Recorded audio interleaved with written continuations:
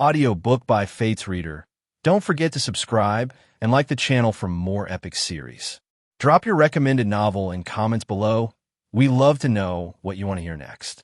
Tales of Hurting Gods. Chapter 71. Let me kill someone. Qin Mu composed himself and told Venerable He, Imperial Preceptor has no interest in the great educational heavenly devil scriptures. With his droopy eyes, Venerable He chuckled. If Imperial Preceptor has no interest, I wonder if General Qin is interested? Qin Mu's heart trembled. He knew no matter what he says, he would be unable to dispel the wariness that this vicious fiend had towards him. An elder below Qin Mu raised his white brows and said, I'm old and do not have many days left to live. Therefore I would like to have a look at the great educational heavenly devil scriptures that is rumored to be able to turn into a god and into a devil. Can I get permission from Cult Mistress and Venerable He? That's not a problem. Cult Mistress looked around with her beautiful eyes and smiled. Who else wants to have a look at the great educational heavenly devil scriptures? A yellow-faced woman sitting below Fu Yundi smiled. If Mistress doesn't mind, I would like to take a look at this godly but devil Bible. Cult Mistress looked at Fu Yundi. How about City Lord? Fu Yundi laughed heartily. Don't be offended, Mistress. I'm not harboring any thoughts on the great educational heavenly devil scriptures and only wants to take a look at the so-called mysterious technique that could turn one into a god and into a devil. I want to mutually corroborate our techniques.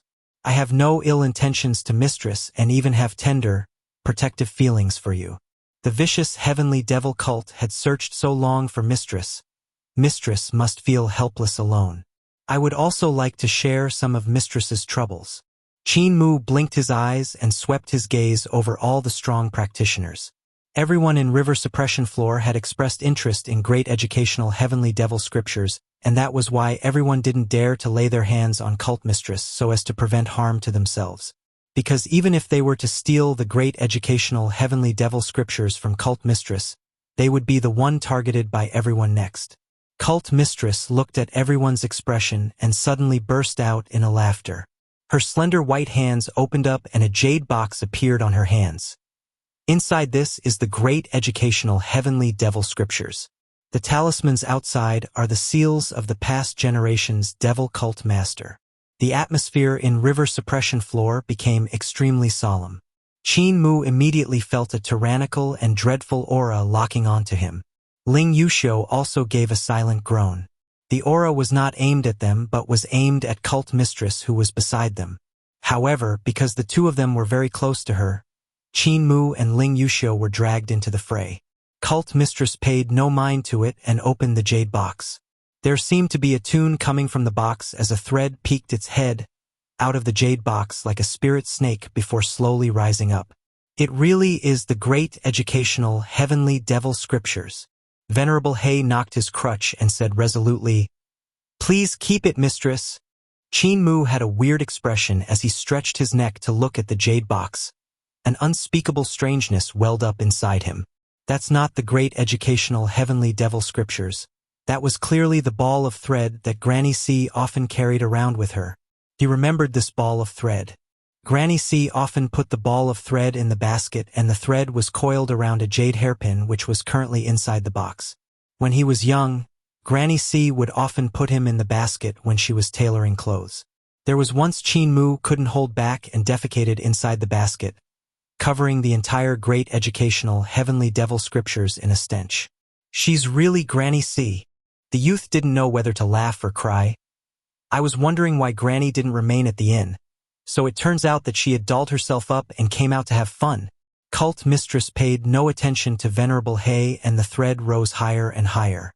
Suddenly the thread swelled up and became thicker and thicker. When the thread was as thick as a water barrel, everyone's expression changed. They saw that the thread wasn't actually a thread but was marvelous writing formed by countless of letters. Numerous letters formed a circular shape which overlapped one layer after another. Countless of layers together, when shrunk to the extreme, made it look like a thread and not letters. There was the Heavenly Devil Cult's Legacy Devil Bible, great educational Heavenly Devil Scriptures. Now can everyone be sure that the item is real? The countless letters suddenly shrunk and turned back into a thread and returned to the jade box. Cult Mistress closed the jade box and used the talismans of past devil cult masters to seal it back. She then lightly laughed. However, if you want to take a look, you will have to first consider carefully. Whoever that sees the Heavenly Devil Cult's Legacy Devil Bible will become the enemies of Heavenly Devil Cult. I won't be the one who gets hunted down by Heavenly Devil Cult, and all of you would have to die today. So which one of you is coming over to take the jade box away? Everyone's expression changed hugely. They all had hesitation in their heart. The jade box was right in front of them, but none of them dared to take it away.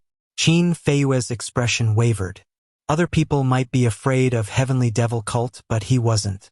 No matter how strong Heavenly Devil Cult was, they wouldn't be able to stand up to Eternal Peace Empire. However, if he took away the jade box, he would become everyone's target, and it was hard for him to even live to walk out of the City Lord's manor. Other people had the same thoughts. Even if Fu Yundi was hesitant to make a move, they were unable to make a decision. Cult Mistress took delight in observing everyone's expression. She was happy to see a situation where all the strong practitioners who were insufferably arrogant were having a headache over it. This was a kind of joy for her. The building was filled with silence. At this moment, Qin Mu stretched his back and stood up. "I'm full. Sister Yushio, thank you for bringing me here to have a good feast. City Lord, do I need to pay for eating a meal here?" He broke the silence and regained the lively atmosphere in the building.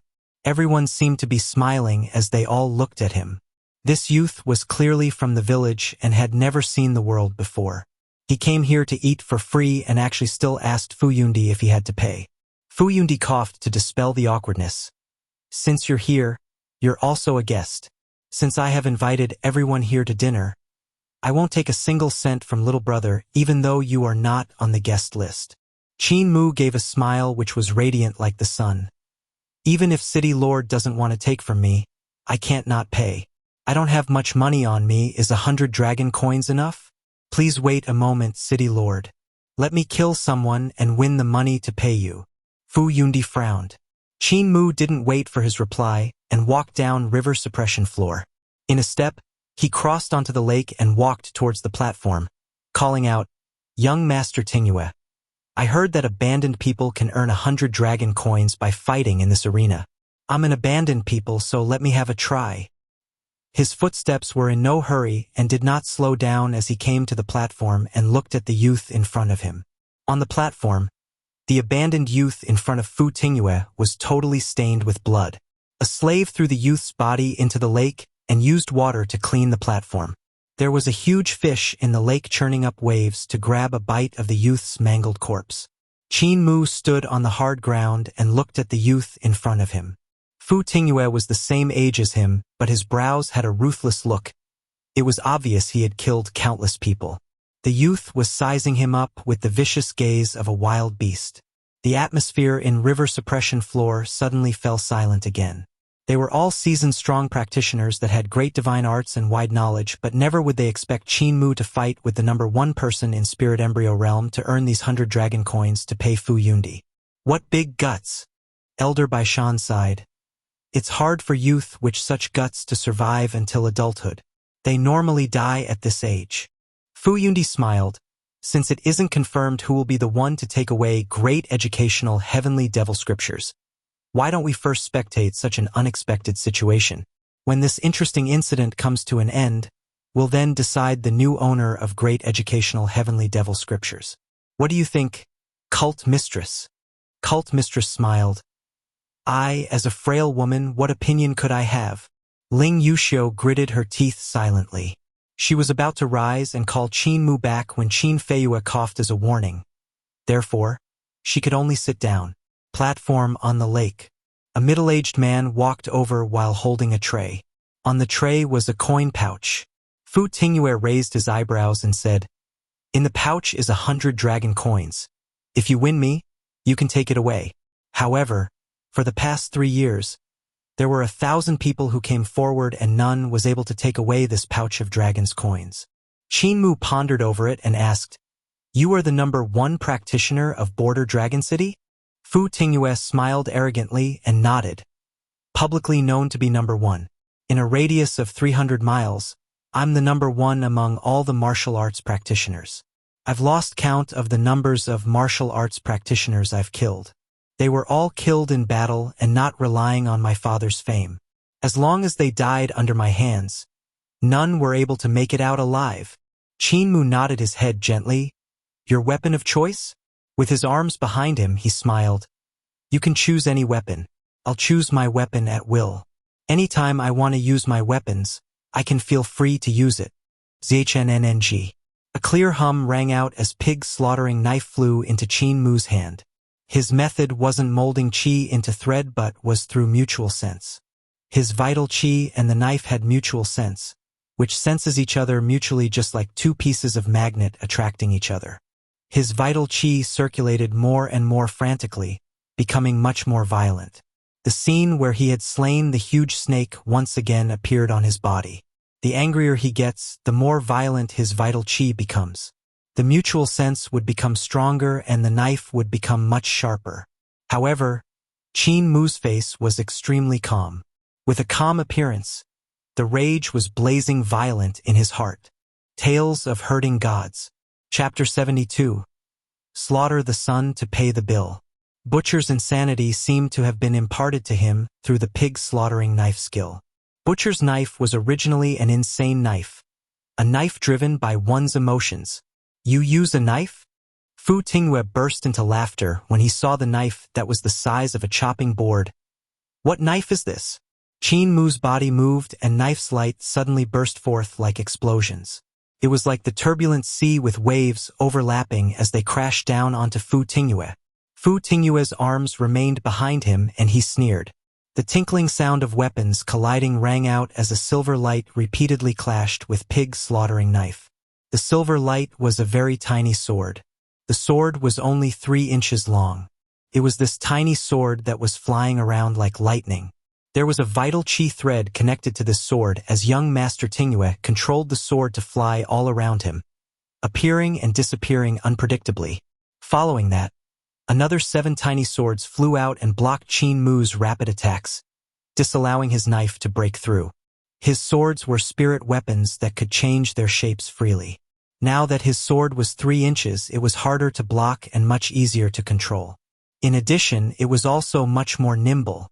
By pouring vital qi into a 3-inch sword, it could strengthen the sword and increase its power. He had 8 3-inch sword was controlled using 8-fold heavenly god technique. As the swords appeared and disappeared unpredictably, it was impossible to defend against them. He was not called the number 1 practitioner of Border Dragon City for nothing. He had experienced countless of battles and killed countless of people. With a fiendish aura like him, even gods and devils have a hard time to get close to him. However, Qin Mu's knife became heavier and heavier, resulting in the power of every knife becoming stronger and stronger. As the blows rained down a storm, it was getting harder for the tiny swords to defend against it. Because his sword control technique was personally taught by Border Dragon City Lord, and because of his extremely intricate sword skills, he was able to defeat so many martial arts practitioners in Great Ruins. His sword skills could defend against Qin Mu's knife, but the power from the knife was gradually exceeding the limit he could defend against. This means that the density of Qin Mu's vital qi was even higher than his. The reason why he was able to block the strikes earlier was that Qin Mu's vital qi wasn't completely mobilized. The more strikes Qin Mu gave, the more vital qi was being mobilized, resulting in his attacks becoming stronger and stronger. Young Master Tingyue's face was becoming redder and redder as if blood was going to drip out. The power from Qin Mu's knife was simply too powerful, causing the range to execute his 8 tiny swords to become smaller and smaller. The swords and knife of both grew faster and faster. Their footsteps were also moving more and more rapidly in the center of the platform. As they circled around each other, the speed of their attacks was dazzling. Suddenly, Qin Mu's body closed in on Fu Tingyue's body. Fu Tingyue was startled and his scalp turned numb. A sure kill battle technique? He knew about the sure kill battle techniques. Once one was closed in by a practitioner cultivating battle techniques, it means that the opponent was about to unleash him sure kill move. Crap! In river suppression floor, Fu Yundi's expression changed hugely as he immediately rose up and pounced towards the platform on the lake through the air. At the same time, every muscle on Qin Mu's body convulsed frantically like a poisonous dragon and a snake intertwining each other, providing incomparable strength to his body. His twitching muscles and tendons made him sense every movement his opponent was making, every path and mobilization of strength. Every action and reaction of his opponent was reflected in his mind. A cold gaze flashed across Qin Mu's eyes. The sure kill skill of the pig-slaughtering knife skill. Raising the knife from forbidden. Raising the knife from forbidden. The vehicles and horses rumbled like thunder. Entering the palace alone. Out with the king's head in his hand. The muscles in Qin Mu's entire body twitched. Pig-slaughtering knife went from his right hand to his left hand as he held it in a reverse grip. With an upward arc, the knife passed through two tiny swords, then upwards from young Master Tingyue's crotch. A simple raise of a knife split open the belly like slaughtering a pig. That was Butcher's pig-slaughter knife skill. At the same time, two tiny swords stabbed towards Qin Mu's eyes. With a flick of his fingers on the right hand, his fingertips got pierced open, but the two tiny swords were also flicked away. Boom! A deafening bang sounded out from the river suppression floor behind Qin Mu. The entire building was split into halves by an indescribable power. The tall building was split into halves and collapsed into the lake, splashing waves towards the shore. The water extinguished countless of lanterns on the maiden's hands, raising a series of astonished screams. Fu Yundi's face turned green as he stood on the ruins of river suppression floor. He gritted his teeth as blood stains dripped from the corner of his mouth. When he urgently tried to save his son just now, he was intercepted by Heavenly Devil Cult Mistress before he could even move out of the building. In his hurry, he took the blow head-on and got severely injured by Cult Mistress. It was a small matter being injured, but he wasn't able to save his son. In front of him, Cult Mistress raised her hand calmly to comb her hair and smiled. City Lord, it's a battle between the younger generation, yet you personally interfered. Isn't that against the rules? Luckily, I had stopped you in time before City Lord could commit a blunder. The corners of Fu Yundi's mouth twitched, and he resisted the blood that was welling up in his throat. Swallowing the blood back into his stomach, he gave a forced smile. Cult Mistress is right. My son's skill is inferior to him. The corners of his eyes twitched sinisterly. He deserved to die. I was anxious just now and made a fool out of myself. On the platform on the lake, Qin Mu sheathed his knife and stood upright. My knife is called pig-slaughtering knife. His twitching muscles gradually calmed down and he said indifferently, Young Master Tingyue, you aren't bad for injuring two of my fingers. In front of him, a blood streak appeared from Fu Tingyue's belly and extended upwards. The blood streak rose higher and higher, coming to the throat, then to the nose and forehead. His chest then split open and his entire body separated into halves, spilling his blood all over on the floor. Qin Mu took big strides to the middle-aged man who was in a daze and grabbed the coin pouch on the tray. The middle-aged man had an ashen expression and suddenly grabbed Qin Mu's arm and shouted, You've killed young Master Tingyue, SWCCCH. With a swing of his knife, Qin Mu beheaded the man. Turning around, he shook the pig-slaughtering knife to shake off the bloodstains and returned it back into the sheath. He then walked back to the collapsed river suppression floor. A plop sounded behind him as the corpse of the middle-aged man fell into the lake. It was then following by the churning sounds of the water as the fish monsters scrambled to grab a bite of the corpse. Qin Mu stepped on water and reached the river suppression floor that was raised to the ground. He raised his head to look at the green-faced Fu Yundi as well as the astonished face of everyone around. The youth gave a sincere smile and handed over the coin pouch to Fu Yundi, who was in front of him, while saying, City Lord, here's 100 dragon coins. This is my payment. The corners of Fu Yundi's eyes twitched and he didn't stretch his hand out. I'm not used to owing someone a favor. Since I have eaten the meal City Lord had provided, I must pay you back even if City Lord doesn't want to accept it. Us abandoned people of great ruins might be poor, but we still have our own integrity. With a radiant smile, Qin Mu let go of the coin pouch. As the coin pouch dropped to the floor, The dragon coins rolled out from the coin pouch and were scattered everywhere. Some even rolled into the lake from the cracks on the floor.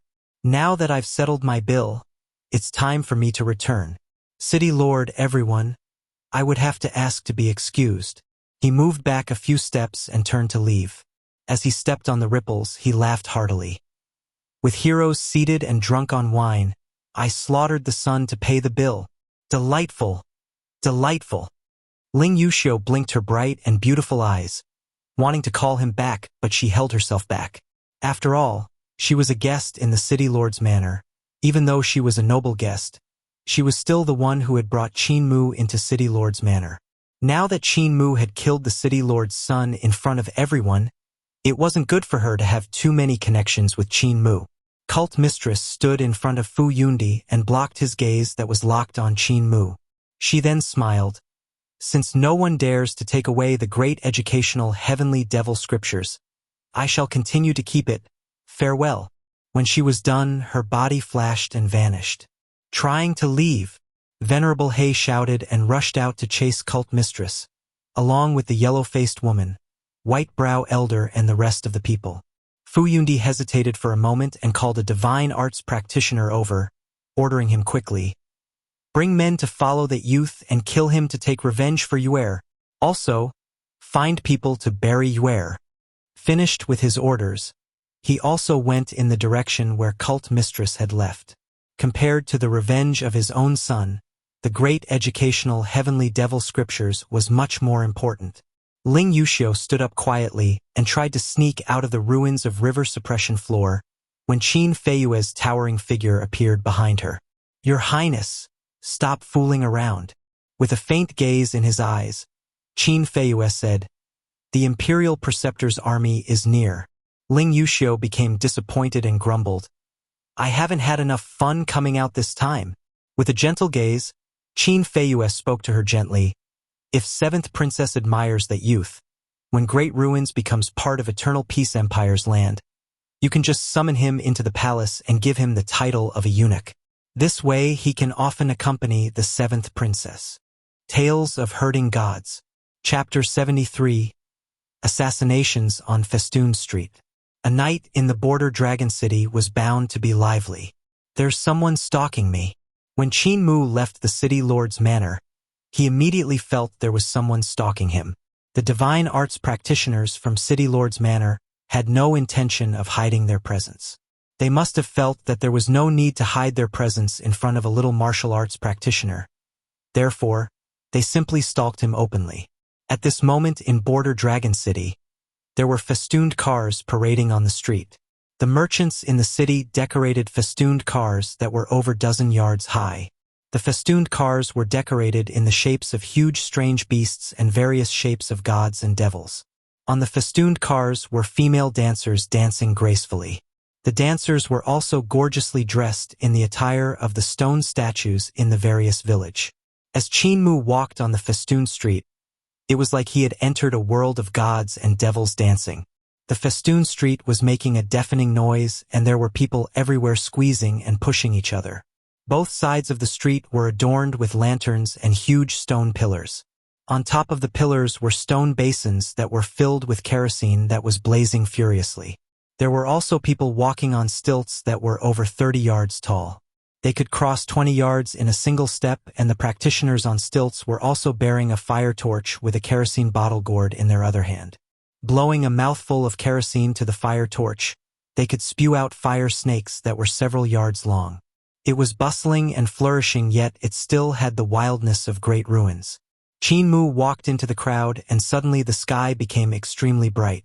Fine lines had unknowingly filled the sky and intertwined each other. The fine lines suddenly swelled up one by one into huge silver dragons and swam rapidly around in the skies of the festooned street. The silver dragons swam around, and could be seen that they were formed from countless of letters.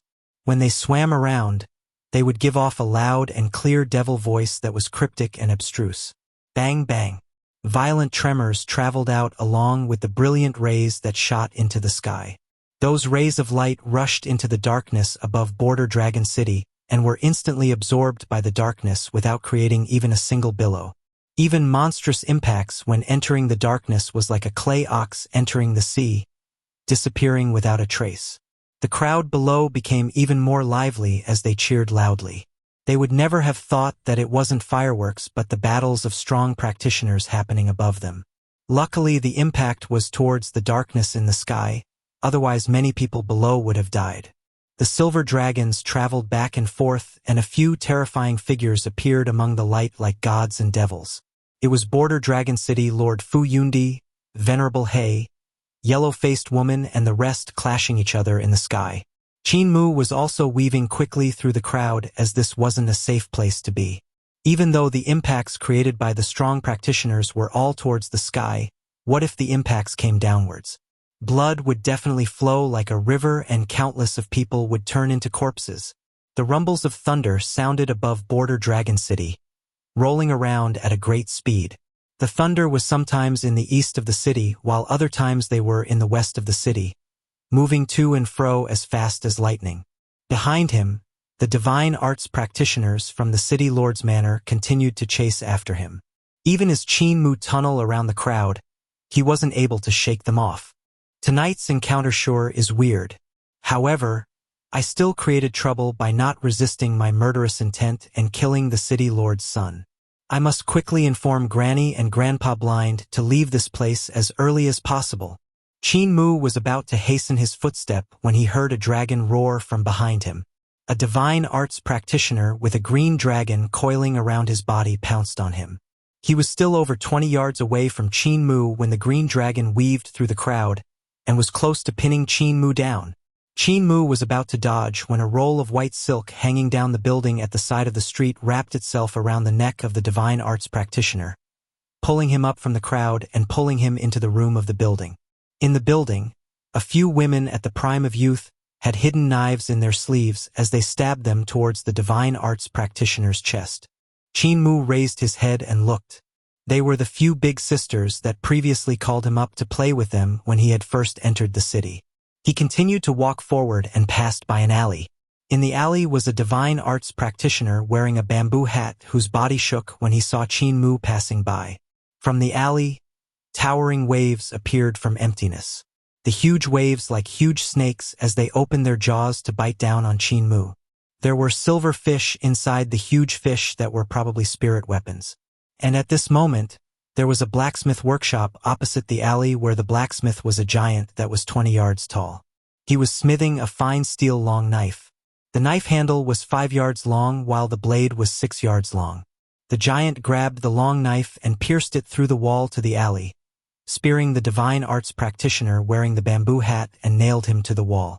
The giant blacksmith then pulled out his knife and wiped away the bloodstains. He then continued to forge the knife in the blazing flames of the forge. Qin Mu was stunned for words and continued to walk forward. With the clamoring of the gongs and drums in the festooned street, figures leaped quickly as if they were flying on the roof of the houses on both sides. They were the divine arts practitioners of City Lord's Manor, and they quickly closed in on Qin Mu. One of the divine arts practitioners leaped down, and before he could even land on the ground, a snake in the basket of a snake charmer suddenly stretched out its head. The snake head suddenly became extremely huge and swallowed the divine arts practitioner that leaped down from the sky. Its head then shrunk back to normal and returned to its basket. Other few divine arts practitioners landed on the ground and weaved among the crowd.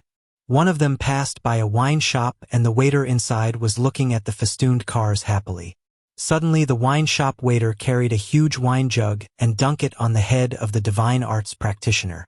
When the divine arts practitioner entered the wine jug, his bones and flesh immediately melted, turning him into a jug of wine. The wine shop waiter placed the wine jug properly and sealed the mouth of the jug. The other few divine arts practitioners from City Lord's Manor met a drunkard in a crowd. The drunkard spewed fire at them and turned them into ashes. Some of them were assassinated and were sliced at their throats.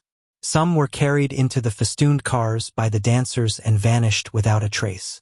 As Qin Mu walked down the street, his heart was bewildered when he saw such a sight. There was quite a number of divine arts practitioners who came to hunt him down from the City Lord's Manor, but they had all died without a sound in the crowd. Who are the people helping me? Are they the Heavenly Devil cult? Does Heavenly Devil cult have such a great power in the city? He came to the inn and was about to go in when he suddenly saw Blind.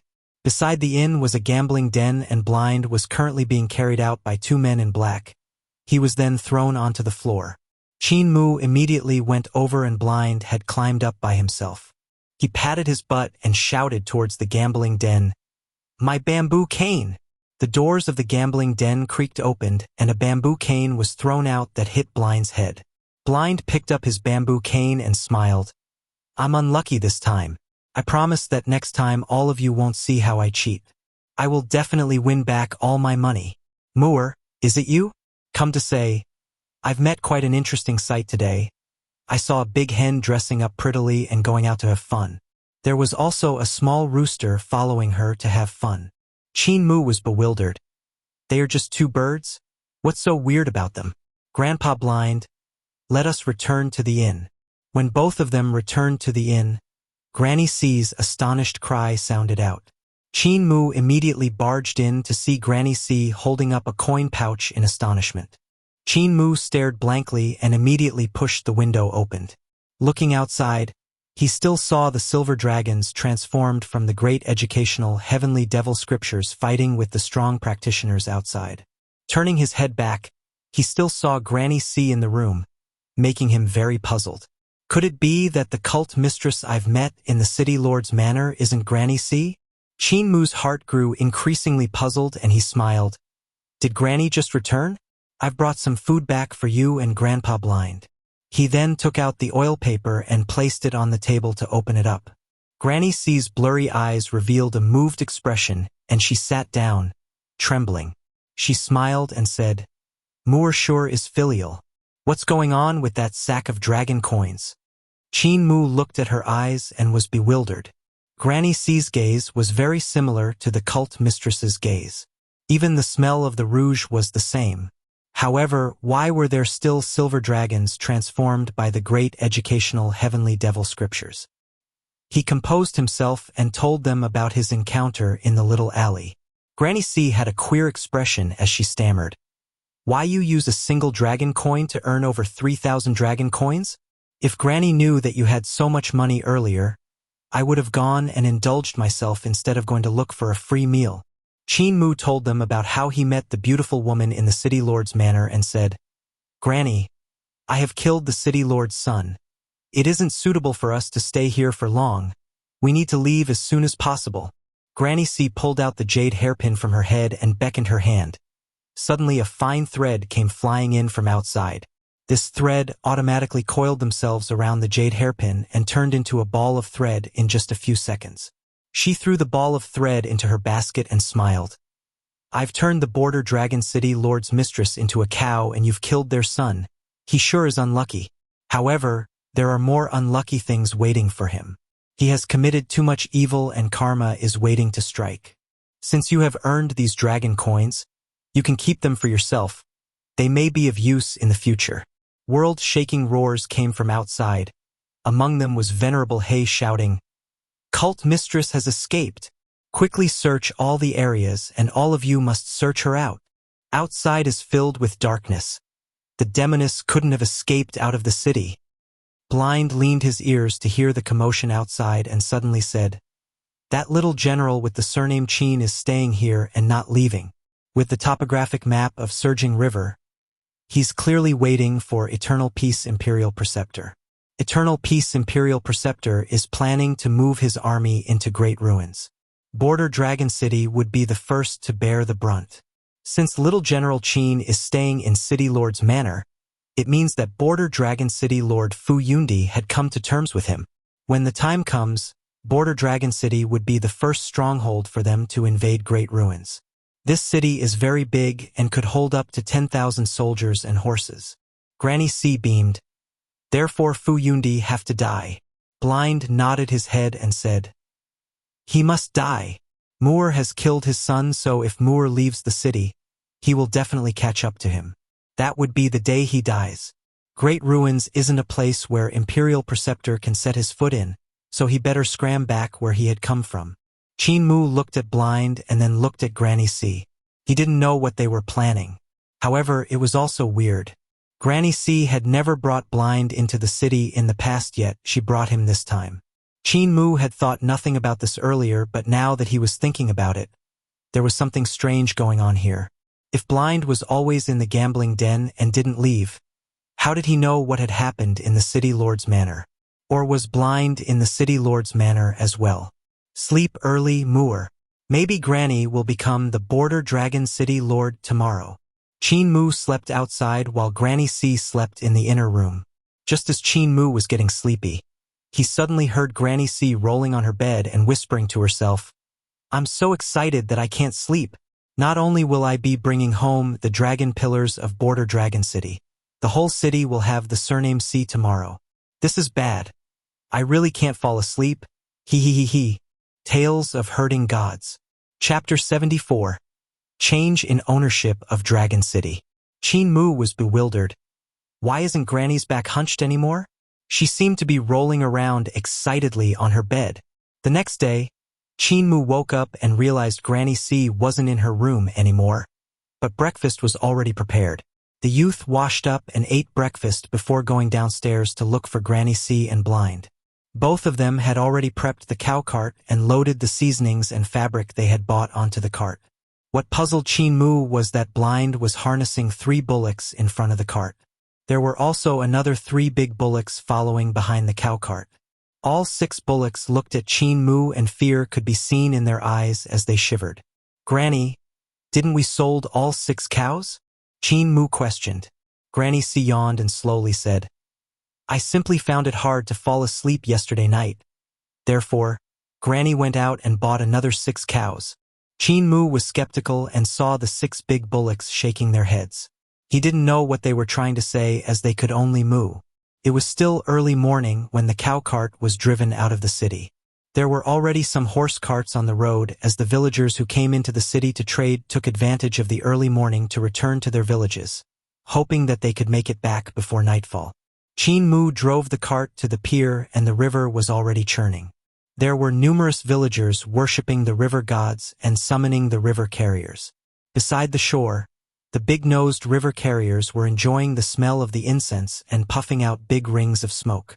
Some river carriers were already carrying villagers who were returning from a rewarding trip. Blind also offered incenses at the riverside to summon a river carrier. He fed it some food, and Qin Mu drove the cow cart onto the back of the river carrier. The huge beast started to swim upstream. The river flowed majestically from the west to the east. When they came, they floated down from upstream. Now that they were going upstream from downstream, the water resistance ought to be very strong. However, the river carrier's speed was no slower than when it was floating down. With this speed, they only need to rest a night at Grandma Temple and will return to disabled elderly village the next day. Unknowingly, they had traveled 17 miles on the river. Granny C's expression moved slightly. Carrying her basket, she smiled and said, "My work is here. Blind, you 2 move on ahead." Blind nodded and warned, "Be careful." Granny C leaped and suddenly vanished without a trace. Qin Mu looked upwards and saw Granny C in the air without dropping down for quite a long time. Blind, on the other hand, was used to it and was not concerned as he stood upright with his cane, facing the wind. Not long after, Qin Mu suddenly saw that in the sky behind them, a cloud suddenly became blood red. Bloody rain then started to pour from the sky, staining surging river scarlet red. What happened in the sky? Just as he was thinking about it, a head dropped down from the bloody cloud and into the river. Qin Mu's hair stood on their ends. He saw the face clearly the instant the head had fallen into the river. It was the yellow-faced woman who was in City Lord's manor. Qin Mu raised his head. What exactly happened up in that cloud? That rain came quickly and went away quickly as well. The bloody rain that stained the river red seemed like it was only an illusion.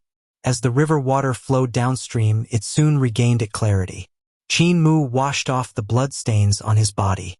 He waited for quite some time, but Granny C still didn't appear. However, Blind was still calm and wasn't even the slightest worried. Right at this moment, Qin Mu suddenly felt a wave of force that made his heart palpitated. Coming from the downstream of surging river, It was world-shaking and extremely terrifying. Even the river carrier under their feet became uneasy and increased its speed to swim upstream. Blind's ears suddenly twitched and he shouted, "Mu, get a stable footing and don't fall into the river." Qin Mu immediately got a stable footing. It was as if his feet grew roots into the back of the river carrier. Only now did he hear a peculiar whooshing sound coming from his back, making him dumbstruck as he turned his head to have a look. He could only see the huge river behind them rising higher and higher rapidly. The river was actually flowing in reverse from downstream to upstream. At this moment, the river surface downstream was already 30 yards over both sides of the shore. As the towering snow-white waves surged forth, it came crashing down towards them. The huge waves got closer and closer to them, and the water splashed frantically towards both sides, flooding the dense forest on both shores. The terrifying waves surged forth, and the whooshing sound turned into a world-shaking rumble, as if a few hundred thunderclaps had broken out in a valley. Qin Mu felt a chill down his spine as he saw the excessive splashes from the huge waves fading away to reveal a huge hand. This hand was almost as wide as the river surface as it pushed mercilessly from downstream up. Blind remained calm and collected, as if he didn't notice the terrifying situation behind them. The huge hand formed by the river water soon reached 300 yards behind them. At this moment, the huge hand suddenly fell apart. The huge body of water dispersed to its surroundings. The waves surging forward raised their river carrier 30 yards into the sky before landing back down again. Qin Mu recovered from the shock and immediately grabbed onto the cow cart to prevent it from slipping into the water. Blind used his bamboo cane to poke the river carrier's head. The river carrier immediately turned its direction and swam downstream again. "Mu, let us return to Border Dragon City." 10 miles downstream, Border Dragon City Lord Fu Yundi descended from the sky and landed on the river surface with quick steps. He took 2 steps forward before stopping and looking around with a dark face. "Which senior brother broke my spell?" It was not a senior brother, but a senior sister. Granny C carried her little basket and walked over on the river surface. Her wrinkles creased together as she beamed. "City Lord, aren't you afraid of harming the villagers of Great Ruins by creating a havoc on the river? If your attack had connected, villagers in over 30 miles would all have to die under your hands. What a great sin it would be." "You're the old hag that's with that abandoned person?" Fu Yundi replied coldly. "So you're the one who imparted the ultimate arts of the battle techniques to him so that he could kill my son? I will have to take revenge for my son's death. If you block my way, you'll die." Granny C sighed and took out a ball of thread from her basket as she said faintly, "City Lord, this is the great education devil's sacred book you have been anticipating for a long time. What a pity that it would be your last time seeing it. You will still be alive, but you will be sealed by me in your human skin. With me wearing your skin, I will take over Border Dragon City and meet Eternal Peace Imperial Preceptor." Fu Yundi's pupil contracted. As the ball of thread spun in Granny C's hand, the thread extended out rapidly and intertwined over the river surface. The thread turned into a huge net and Fu Yundi was caught in the net. "Yesterday night when your son had died, it gave me the chance to sneak an attack on you. If you had known your place and focused on healing yourself yesterday after you were severely injured, you might still have the chance to escape today." Granny C beamed. "However, you are too greedy and came to chase me, wanting to steal the great educational heavenly devil scriptures, which determined your end today. Killing me with just you? Dream on. How many years have you only cultivated?"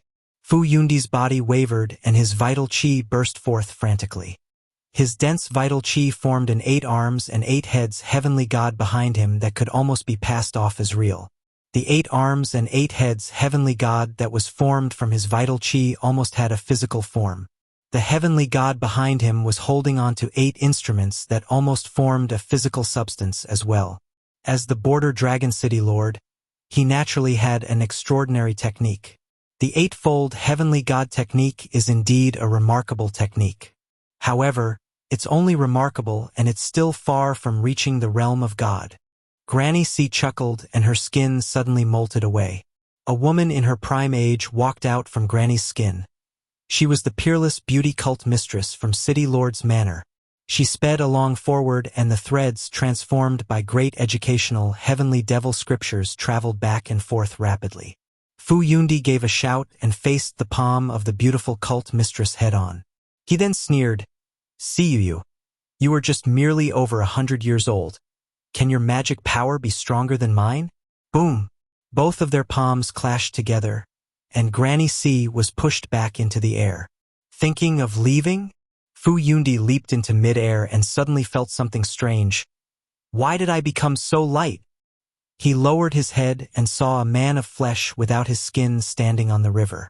He looked at himself and gave out an involuntary scream. He had become a human skin himself, and the man of flesh below was also him who had his skin stripped away. The instant Granny C clashed her palm with him, the thread, transformed by great educational heavenly devil scriptures, tunneled into his body and sealed his 3 souls and 7 spirits in a split second before skinning him. Granny C being pushed back into the sky was actually her taking the initiative to rise into the air. With a pull of her threads, his human skin was directly pulled out from his body. Fu Yundi, you're just so. Granny C raised her hand to grab this human skin and put it on herself. Her appearance and action became exactly the same as Fu Yundi. Below, Fu Yundi's skinless corpse sank into the water and was swept away by the river. Her body dropped down from the sky and landed on the river. Exactly at this time, the river carrier that was carrying Qin Mu and Blind also swam here. Border Dragon City Lord? Qin Mu's scalp turned numb, and the junior protector's sword at his waist gave off a crisp jingle, ready to attack any time. Muer, I'm Granny. Out came Granny C's voice from Fu Yundi's mouth, which then became Fu Yundi's voice again, that literally had no difference. Eternal Peace Empire's army should be reaching soon. Am I right? When will Village Chief and the rest come? Blind turned his head and replied, they should be arriving in the city anytime soon. This time, the Eternal Peace Imperial Preceptor is coming in aggressively. Granny, now that you're acting as Fu Yundi, you cannot give the game away, otherwise, with the Eternal Peace Imperial Preceptor's ability, he can just take your life away in one move. Can you replicate the 8-fold Heavenly God technique of Fu Yundi? Tales of Hurting Gods. Chapter 75. Qin Mu's Properties. Granny C's vital chi surged out, and a heavenly god with 8 arms and 8 heads appeared behind her. It was the same as Fu Yundi's 8-fold Heavenly God technique. Qin Mu closely inspected and couldn't find any difference. The creation writings of great educational heavenly devil scriptures is indeed remarkable. No wonder it was called the technique that could become a god or a devil. Blind exclaimed in admiration. Is this the heavenly god creation technique of the creation writings? Granny C nodded her head, and Fu Yundi's voice came out from her mouth. Great educational heavenly devil scriptures is divided into heaven, earth, human, god, ghost, devil, and spirit writings. This is indeed heavenly god creation technique that is good at imitating other techniques. Blind became silent for a moment before saying, there are some things I shouldn't say, but Muer is already 14 years old. Therefore, I need to emphasize it again. Muer is now the young cult master of Heavenly Devil Cult and will have to leave Great Ruins one day. When are you imparting the great educational Heavenly Devil scriptures to him? Qin Mu was also bewildered. These 2 years, Granny C had never imparted the great educational Heavenly Devil scriptures to him and had never even brought it up. Granny C sighed. If I let him cultivate great educational Heavenly Devil scriptures now, it would probably twist his thoughts. The devil nature of this technique is way too intense. Blind nodded his head. Being honored as the Holy Bible of Heavenly Devil Cult and as a technique that could turn one into a god or a devil, great educational Heavenly Devil scriptures naturally had an intense devious nature. Even for an adult with matured wisdom, they may be enticed by the thousands of strange devil techniques recorded in the book and walk down the wrong path. For example, the night watchman who had cultivated the pre-celestial freedom technique. He had misinterpreted the cultivation method of pre-celestial freedom technique and used the method of raising a snake to absorb the pre-celestial pneuma of newly born infants, resulting in his death under Granny C and Blind's hands. Actually, if he can completely comprehend the great educational Heavenly Devil scriptures, Cultivating this holy Bible isn't any different from righteous techniques and no evil would be done. However, if there's even the slightest misinterpretation, he will walk down the wrong path. Though he would still be able to cultivate it. Granny C's head hurts as she said. Furthermore, it would also gain a powerful strength, making it even more peculiar. However, a big flaw would be left behind. The only upper hand is that it would be fast to cultivate, which is why Heavenly Devil Cult is called Heavenly Devil Cult. When the cult was first founded, Heavenly Devil Cult was called Heavenly Saint Cult. It was rumored to be founded by the saints from heaven who decided to enlighten all living beings by imparting them techniques. However, many of the cult followers had cultivated wrongly and the techniques became more and more demonic, which was why it was later called Heavenly Devil Cult. Even though Moore always had his own ideas, I'm scared he will misinterpret the writings on the scriptures if I just handing him the great educational Heavenly Devil scriptures. She immediately leaped into the air and returned to Border Dragon City. I shall go back to the city to prepare and wait for the vanguard of Eternal Peace Empire. The rest of you settle down in the city first. After some time, Qin Mu and Blind once again returned to Border Dragon City. Border Dragon City was not as bustling during the day as it is at night. However, there were still many villagers from various villages that haven't left. Qin Mu and Blind returned to that inn again, and since the inn owner was part of the Heavenly Devil Cult, he had already prepared the rooms for them. Blind was excited. Moore, let me bring you to the gambling den to see the world. Us grandpa and grandson will definitely have success and win big. Qin Mu remembered the scene where Blind got thrown out onto the street from the gambling den and shook his head. I'm not going. Blind then mumbled, how about you give me some dragon coins? Qin Mu took out the coin pouch and Blind stretched his hand in to grab a bunch of coins before leaving happily with his bamboo cane. Qin Mu didn't whether to laugh or cry. Blind loved to gamble, yet he wasn't willing to use his ability and only relied on his luck to gamble with others. Since young, Qin Mu had learned sound localization and could determine any dice or domino just by listening. If Qin Mu could do it, why couldn't Blind? Furthermore, with Blind's Godmind's eye, he can definitely win any bet he makes. However, he precisely didn't want to use his ability and rely on luck to gamble. Therefore, he lost whatever he bet on. Qin Mu went downstairs and the inn owner came forward with a smile. Young cult master is leaving?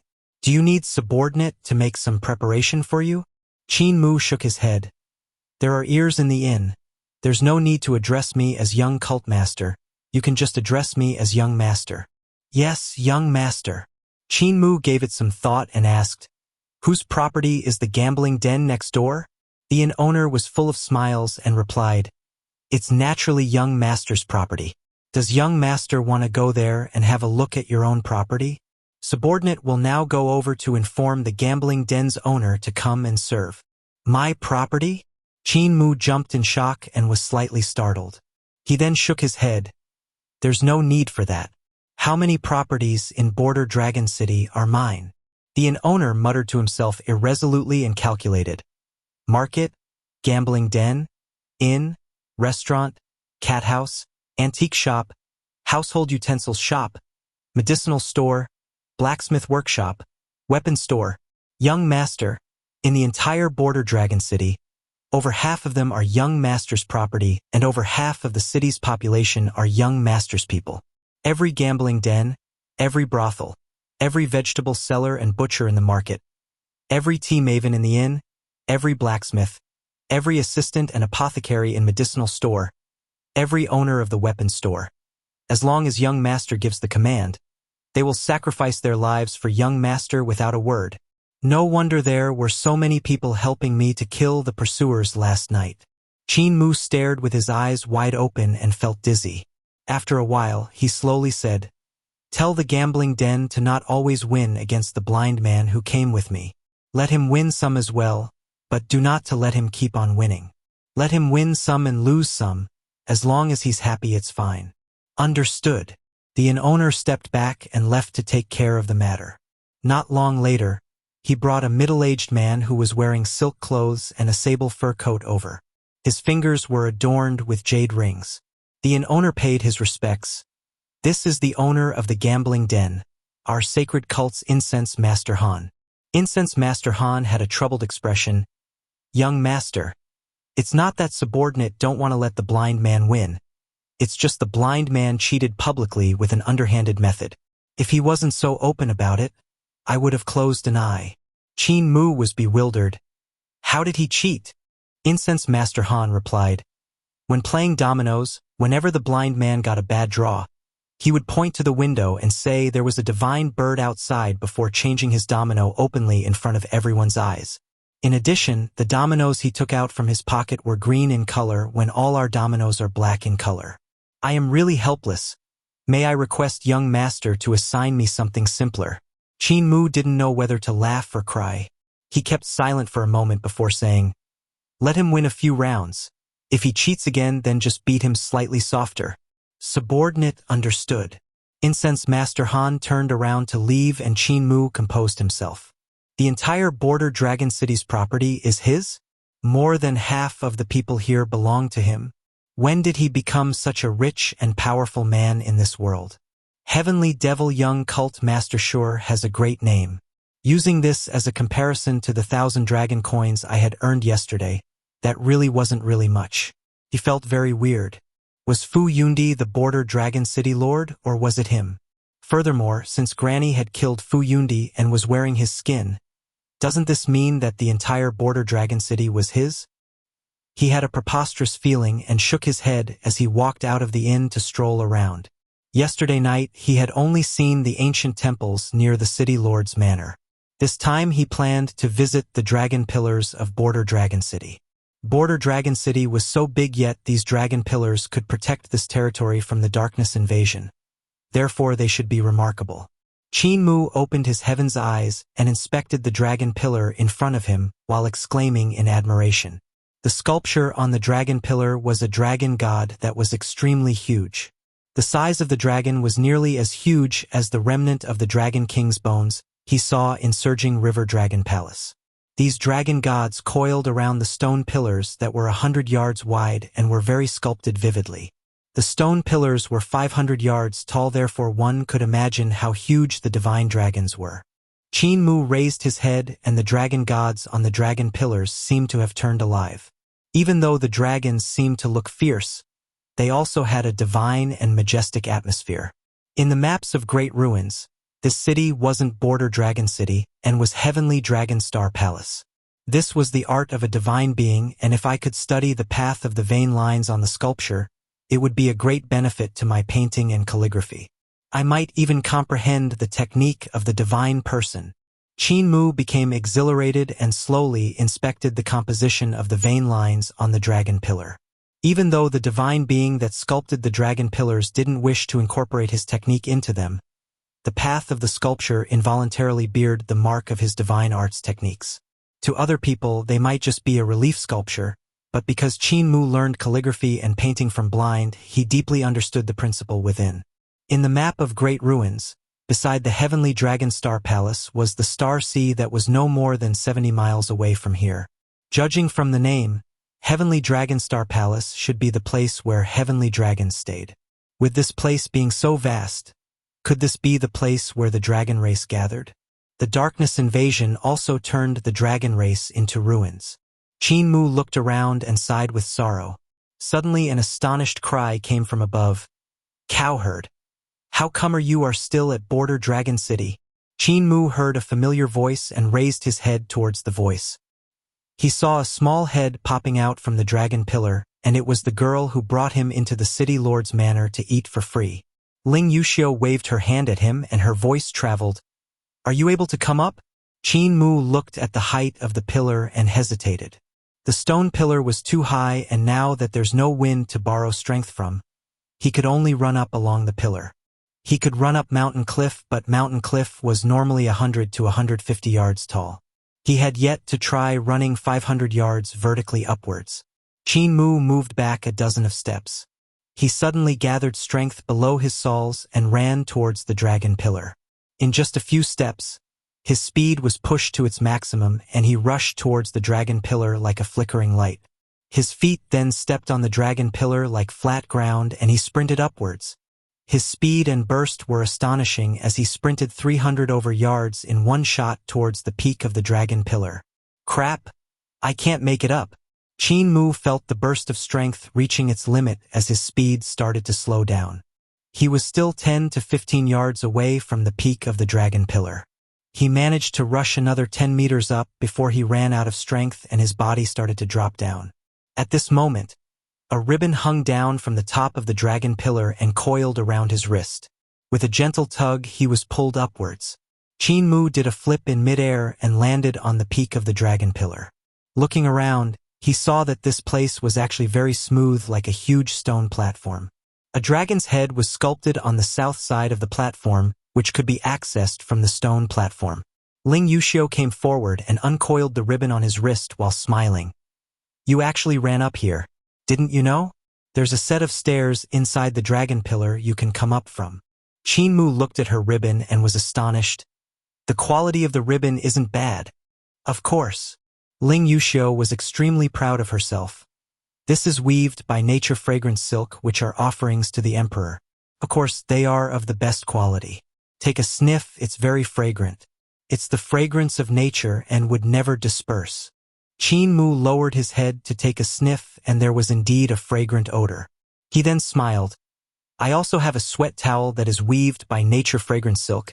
It has the same fragrance. Once he said that, he took out the sweat towel from his chest. Tales of Herding Gods. Chapter 76, Troops of Wolves and Tigers. Qin Mu shook open the sweat towel and looked at the quality of the silk. I originally thought that your odor was fragrant and very familiar. It turned out that we are using the same kind of fabric. Ling Yuxiu looked at the sweat towel, and her face instantly turned beet red. She immediately snatched over the sweat towel in anger and embarrassment. This is mine. How come it's with you? You even treat it as a sweat towel. I'm ignoring you. The girl stomped angrily and squatted on top of the dragon's head. She rested her chin on her hands and looked far away. Qin Mu was stunned. This is your sweat towel? It's not a sweat towel. Ling Yuxiu was angry. This is I'm ignoring you. If it's not a sweat towel, then what is it? The youth was puzzled. My grandpa cripple gave this to me and said it was used to wipe sweat. I saw that the quality was good, that's why I brought it along with me. Since it's yours, then I shall return it to you. Why must you be angry? Ling Yuxiu threw down her feminine undergarment angrily. Even if you return it to me, I don't want it. Qin Mu's vital qi flew out and swept the feminine undergarment back into his hand. If you throw it down like this, other people will pick it up and use it as a sweat towel. Won't it be better to give it to me? I sweat a lot when I'm training. Ling Yuxiu got angry. Return it to me. The youth was even more bewildered. Why should I return it to you when you're going to throw it away? Isn't better to give it to me for wiping my sweat? Ling Yuxiu snatched it back and pondered. She then took out a handkerchief and passed it to him. This is a girl's personal stuff. As a man, aren't you ashamed of using it? Let me give you this handkerchief. It's also weaved from nature fragrance silk. There is still my embroidery on it. Just use this to wipe your sweat. Qin Mu received the handkerchief and on it sewed a crooked pig head. That's a really ugly embroidery. Ling Yuxiu was angry and anxious. If you don't want it, then return it to me. Qin Mu immediately kept it and went forward to sit beside her. You took my sweat towel, therefore, it's natural that you should give me something in return. What you took from me was much bigger than the one you gave me. I'm still the one on the losing end. The sun had risen high up in the sky. The sunshine of early spring had a sweet warmth as the youth laid down contently and looked at the fleeting clouds in the sky. Ling Yuxiu blinked her eyes and asked, Do you think that the fatty seventh young master who's chubby is good-looking? Qin Mu gave it some thought and said, He's okay-looking, but he has a very strong feminine side, making him not like a man but more like a woman. Ling Yuxiu couldn't resist stroking her hair that was hanging down the front of her chest and giggled. Do you think I'm good-looking? Qin Mu looked at her seriously and said, Even though your face is slightly fat, you are still pretty good-looking. Ling Yuxiu was very satisfied and asked curiously, Why didn't you escape from the city after killing Fu Yundi's son and instead came back? There's something I need to do. Qin Mu closed his eyes and said indifferently, "The Eternal Peace Empire's great army is reaching here soon. I'm here to stop the invasion of Eternal Peace Empire." Ling Yuxiu's heart slightly jolted. She had a serious expression and slowly said, "You know you are trying to strike a stone with an egg?" The commoners of Eternal Peace Empire lived in peace and worked happily. Every sect and every clan followed the rules of the imperial family and kept our entire empire in order. In our borders, there isn't any war and there are only some small conflicts, so how can it be compared to Great Ruins? How disorderly is Great Ruins? The people here have no way to make a living and are always murdering each other. They don't even know when their next meal will be. Coming to Great Ruins, I have seen countless of people selling their sons and daughters. Their situation was extremely pitiful. The Eternal Peace Empire's great army is then the righteous troops. Therefore, you should give up on resisting and take the initiative to welcome Eternal Peace Imperial Preceptor. Qin Mu opened his eyes with a profound gaze. The people of Great Ruins doesn't want to live here either, but I've heard that the people of Great Ruins are called people abandoned by gods. If they leave Great Ruins, they will be captured at the borders of Eternal Peace Empire. Some will be executed straight away and others will be sold off as slaves to mine ores, dead within the next few years. He sat up and his fingers were interlocked in front of his knees. He had a calm expression. They only wanted to live better, yet they would only die faster by going over to Eternal Peace. Wouldn't it be better for them to live in Great Ruins where they could still get by? If the Eternal Peace Empire was to invade Great Ruins, how would they treat us, the people abandoned by gods? Will they kill us or make us slaves? Sister Yuxiu, the Emperor of Eternal Peace Empire and Eternal Peace Imperial Preceptor, doesn't have the commoners here in their eyes but only the land abandoned by gods. Abandoned people lived in the land abandoned by gods and have to face the darkness invasion every night. Every morning they would also have to face all kinds of danger during hunting, but at least they could still live and let their children survive. However, if Eternal Peace Empire were to conquer here, they won't even have a place to live in anymore. Ling Yuxiu stared blankly. She has never thought about things like this.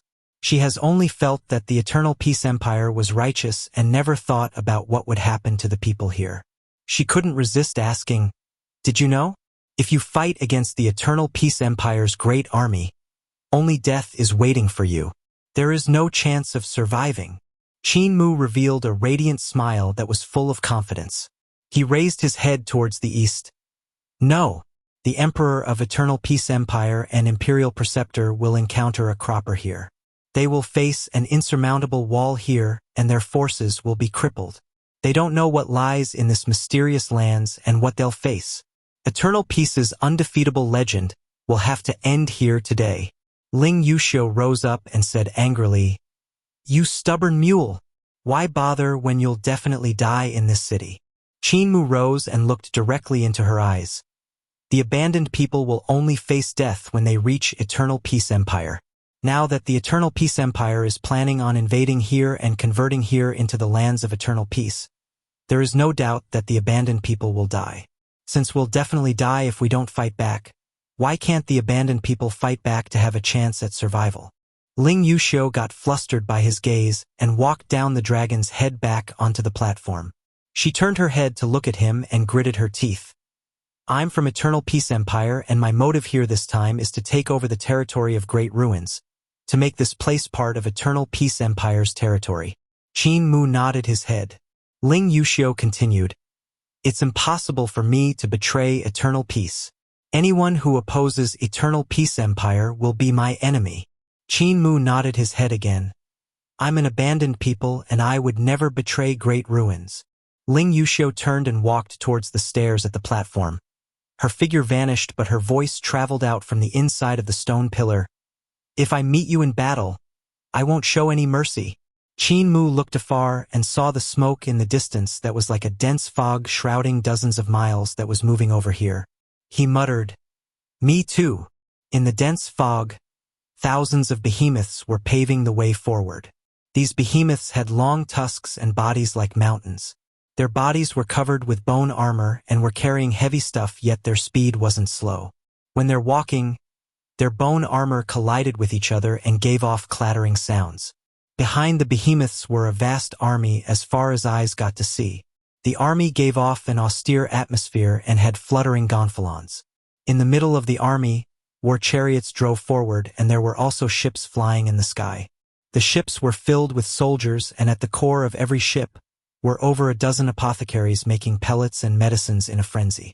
There were also boys continuously feeding spirit pellets and miraculous medicines into the great furnace of the ship. When those spirit pellets and miraculous medicines were tossed into the great furnace, they immediately turned into violent magic power and rushed out from the great furnace and into the two sculptures of the blast beasts at the aft part of the ship. The violent blast of air spurted out from the sculptures of the blast beasts caused the ship to rise up and fly forward. Eternal Peace Empire's great army traveled over from the borders, and these were just the vanguards. There was an even stronger force gathered at the borders. Back there, the gonfalons of Imperial Preceptor fluttered. Qin Mu looked at the Eternal Peace Empire's great army that was coming closer, and his heart dropped. Every soldier in the army was a practitioner who experienced harsh battles. The so-called troops of wolves and tigers were referring to such a great army exactly. Against such a great army, it was as if the border dragon city seemed to be extremely stable, had become a piece of paper that could be broken through easily. Eternal Peace Empire. Qin Mu suppressed the shock in his heart and muttered. Village chief once said that Eternal Peace Empire was a sect that was disguised as an empire.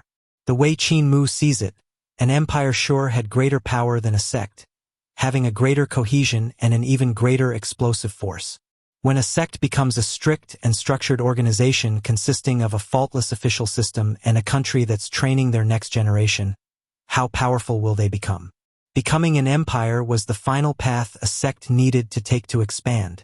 In the city lord's manor, Granny C, who was wearing Fu Yundi's skin, put her hands behind her, and the eightfold heavenly god appeared behind her, making Border Dragon City Lord Fu Yundi seemed bold and overbearing.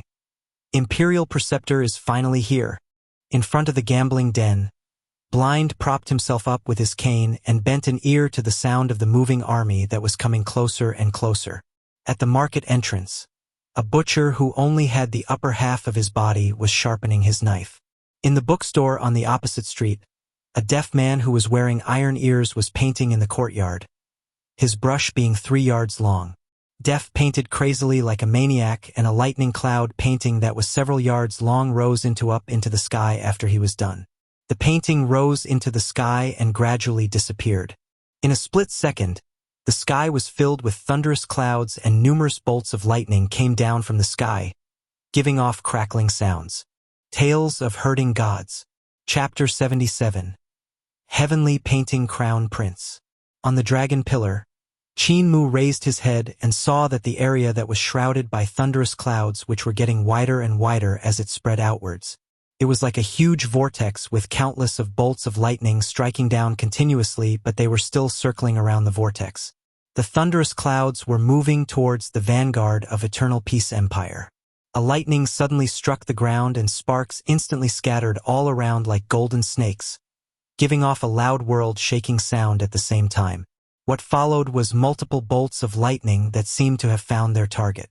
As they struck down from the sky, the scene was like numerous huge plows from the sky plowing down onto the great army of Eternal Peace Empire. Boom, boom, boom.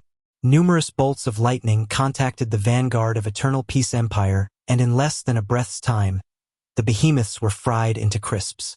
With the lightning striking the behemoths, some behemoths' bellies split open as if they were sliced by sharp swords. The behemoths cried out in pain and fled in all directions. Some even ran backward and stomped many soldiers to death during their stampede. The rolling thunder and lightning soon caught up to the army, throwing the soldiers and the cavalries into disarray. It was unknown how many soldiers had been struck by the lightning and died on the spot.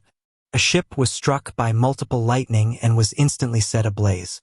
The furnaces in the core of the ship exploded, turning the apothecaries and the boys in the medicine room into flaming people. The violent medicinal energy in the medicine furnace rushed out from the medicine room and into the great furnace. The great furnace was unable to convert the terrifying amount of medicinal energy in time and exploded with a bang.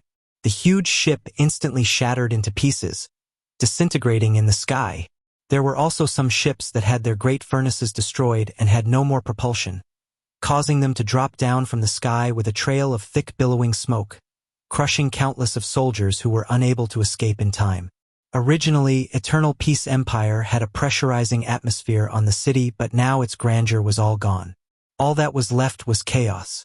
General Lu, these thunderous clouds are peculiar. It's as if they are coming for our Eternal Peace Army.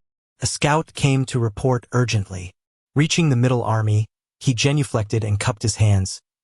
The thunderous clouds shrouded a radius of 30 miles, and there's not a single cloud outside 30 miles. That General Lu was majestic and sturdy. A radiant light flashed across his eyes and said solemnly, "Let the Wind Marquis troop move out and blow away the thunderous clouds." Understood. Pass down the general's order to blow away the thunderous clouds. Behind him, the soldiers of a troop were wearing strange clothing and all had huge bottle gourds that were half the height of a human on their backs. When all the soldiers opened their mouths of the bottle gourds, black wind instantly soared into the sky from the bottle gourd. The troop executed their vital chi and pointed their fingers, causing the black wind to whistle and swell up, turning into violent gusts that swept toward the thunderous clouds in the sky. However, at this moment at the bookstore in the city, Def's second painting was ready. It was a painting of tornadoes and storms. With a flick of his brush, the tornado storm painting rose into the sky and vanished. Just as the Wind Marquis troop cast their spells to use the black wind to blow away the thunderous clouds, the situation suddenly changed unexpectedly. From the thunderous clouds, huge tornadoes that were like the tails of divine dragons hung down and were thrust into the numerous soldiers of the great army. There wasn't a single tornado but over a dozen of tornadoes sweeping up the Wind Marquis troops' black wind, fusing them into the tornadoes and increasing the tornado's power. Numerous soldiers were swept into the air and flailed helplessly. What's even more terrifying was when these soldiers were swept into mid-air, numerous bolts of lightning stuck down and burned their bodies into crisps. It didn't matter if they were martial arts practitioners or divine arts practitioners. They were all helpless against the power of nature. The wind and lightning raged and was followed by a shower pouring down from the sky, soaking the Eternal Peace Empire's army thoroughly. When the lightning struck down onto the soaked soldiers and landed on the ground soaked by water, it baselessly increased the power of the lightning. The bodies of numerous people shuddered and became distorted, burning them into crisps. Demons and monsters! How impudent! Black Tortoise Troop, raise your shield! General Lu flew into a rage and slammed both his hands down. His body soared into the air and slaughtered towards the thunderous clouds in midair. Moving to and fro, he destroyed the tornadoes directly. Bolts of lightning struck towards him, but before the lightning could reach him, it was deflected away by the glow given off by the armor, disallowing the lightning to hit his body. Below, the Black Tortoise Troop shouted in unison, and their vital chi turned into huge shields that soared into the air.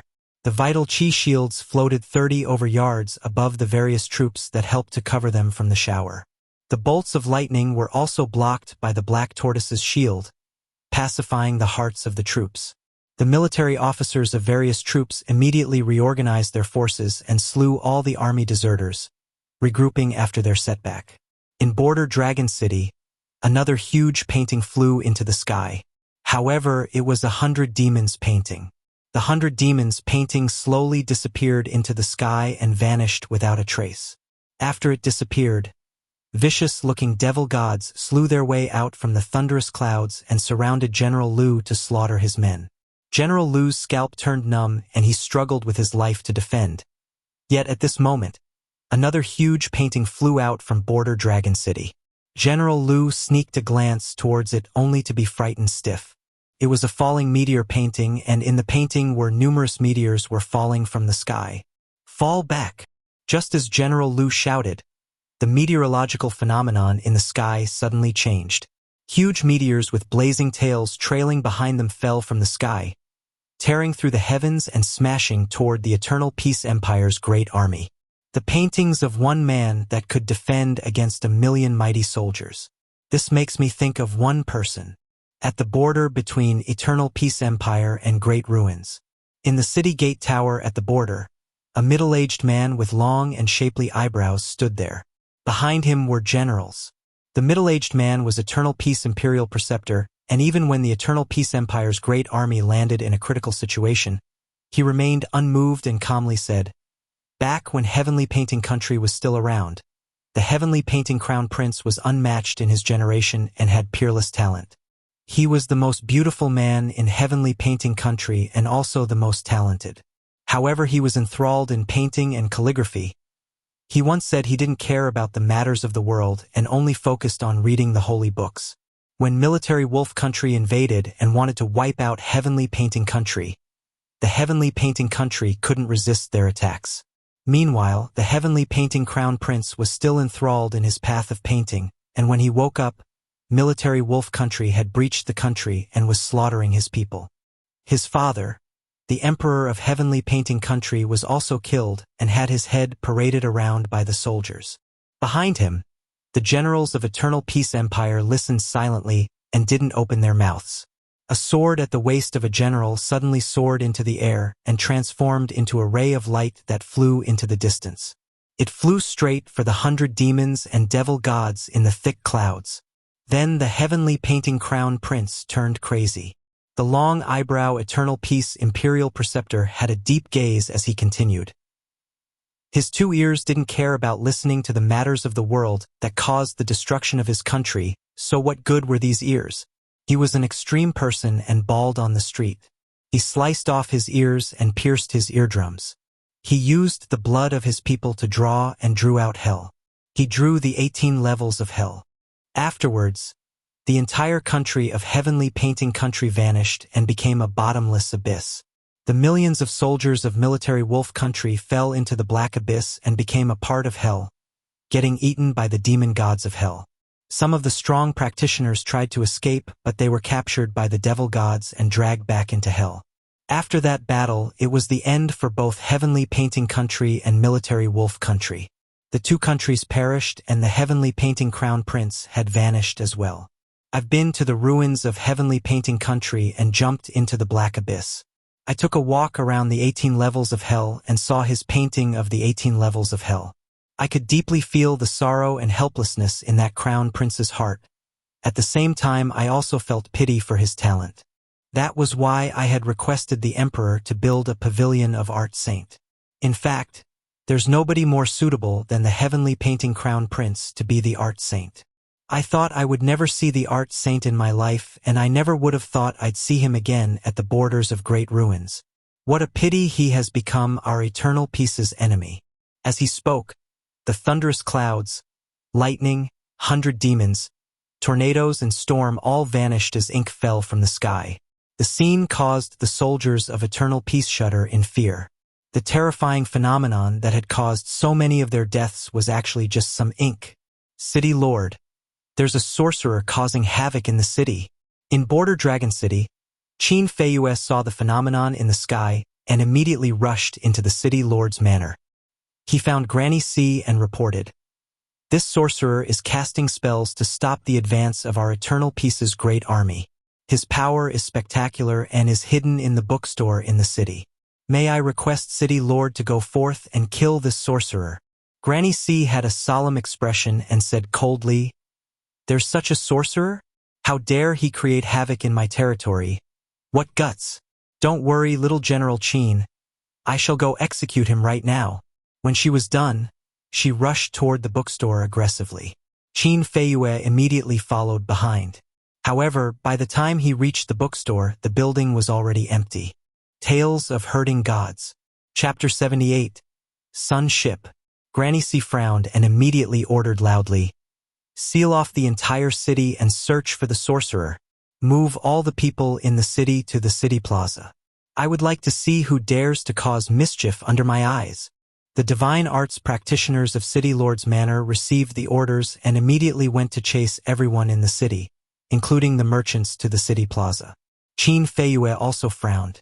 Not being able to find the sorcerer who was creating havoc made him feel uneasy. "There's no need to worry, little General Qin. This is my city. No demon nor monster can create havoc here." Granny C, who was wearing Fu Yundi's skin, smiled. Now that we have gathered everyone together, no matter which sorcerer it is who is remarkable at hiding, will not escape the grasp of my hand. Feel free to invite the Imperial Army. There are too many lawless people in great ruins who are in need of a teaching. Come to think of it, I've heard of the distinguished name of Imperial Preceptor and even admire him greatly. I can't wait to see Imperial Preceptor immediately and listen to his teachings. Qin Fei suppressed the uneasiness in his heart and smiled faintly. Please be at ease, City Lord. Imperial Preceptor has always dealt rewards and punishments clearly. Since that City Lord has done a great merit for Eternal Peace Empire, you will naturally be promoted to nobility and achieve meteoric success. There will be no need to guard this bitter cold place anymore. Granny C laughed out loud and was extraordinarily pleased. She suddenly said ruthlessly, "The sorcerer creating havoc is not amenable to reason. When I capture him, I'll execute him with a lingering death and hang his head on the city gate as a warning to others. That's right. May I request little General Qin to say some praises in front of Imperial Preceptor. Just now, the sorcerer creating havoc was not my doing. This." Qin Fei understood and smiled. "Be at ease, City Lord. I will definitely recommend City Lord in front of Imperial Preceptor." Granny C let off a sigh and her gaze wavered. She then lowered her voice. "Truth to be said, after running this place for many years, I have gotten quite a number of remarkable treasures. When Imperial Preceptor enters the city, why not have little General Qin follow me to have a look? If there's anything that catches your eye, little General Qin could just feel free to take it." Qin Fei's heart stirred.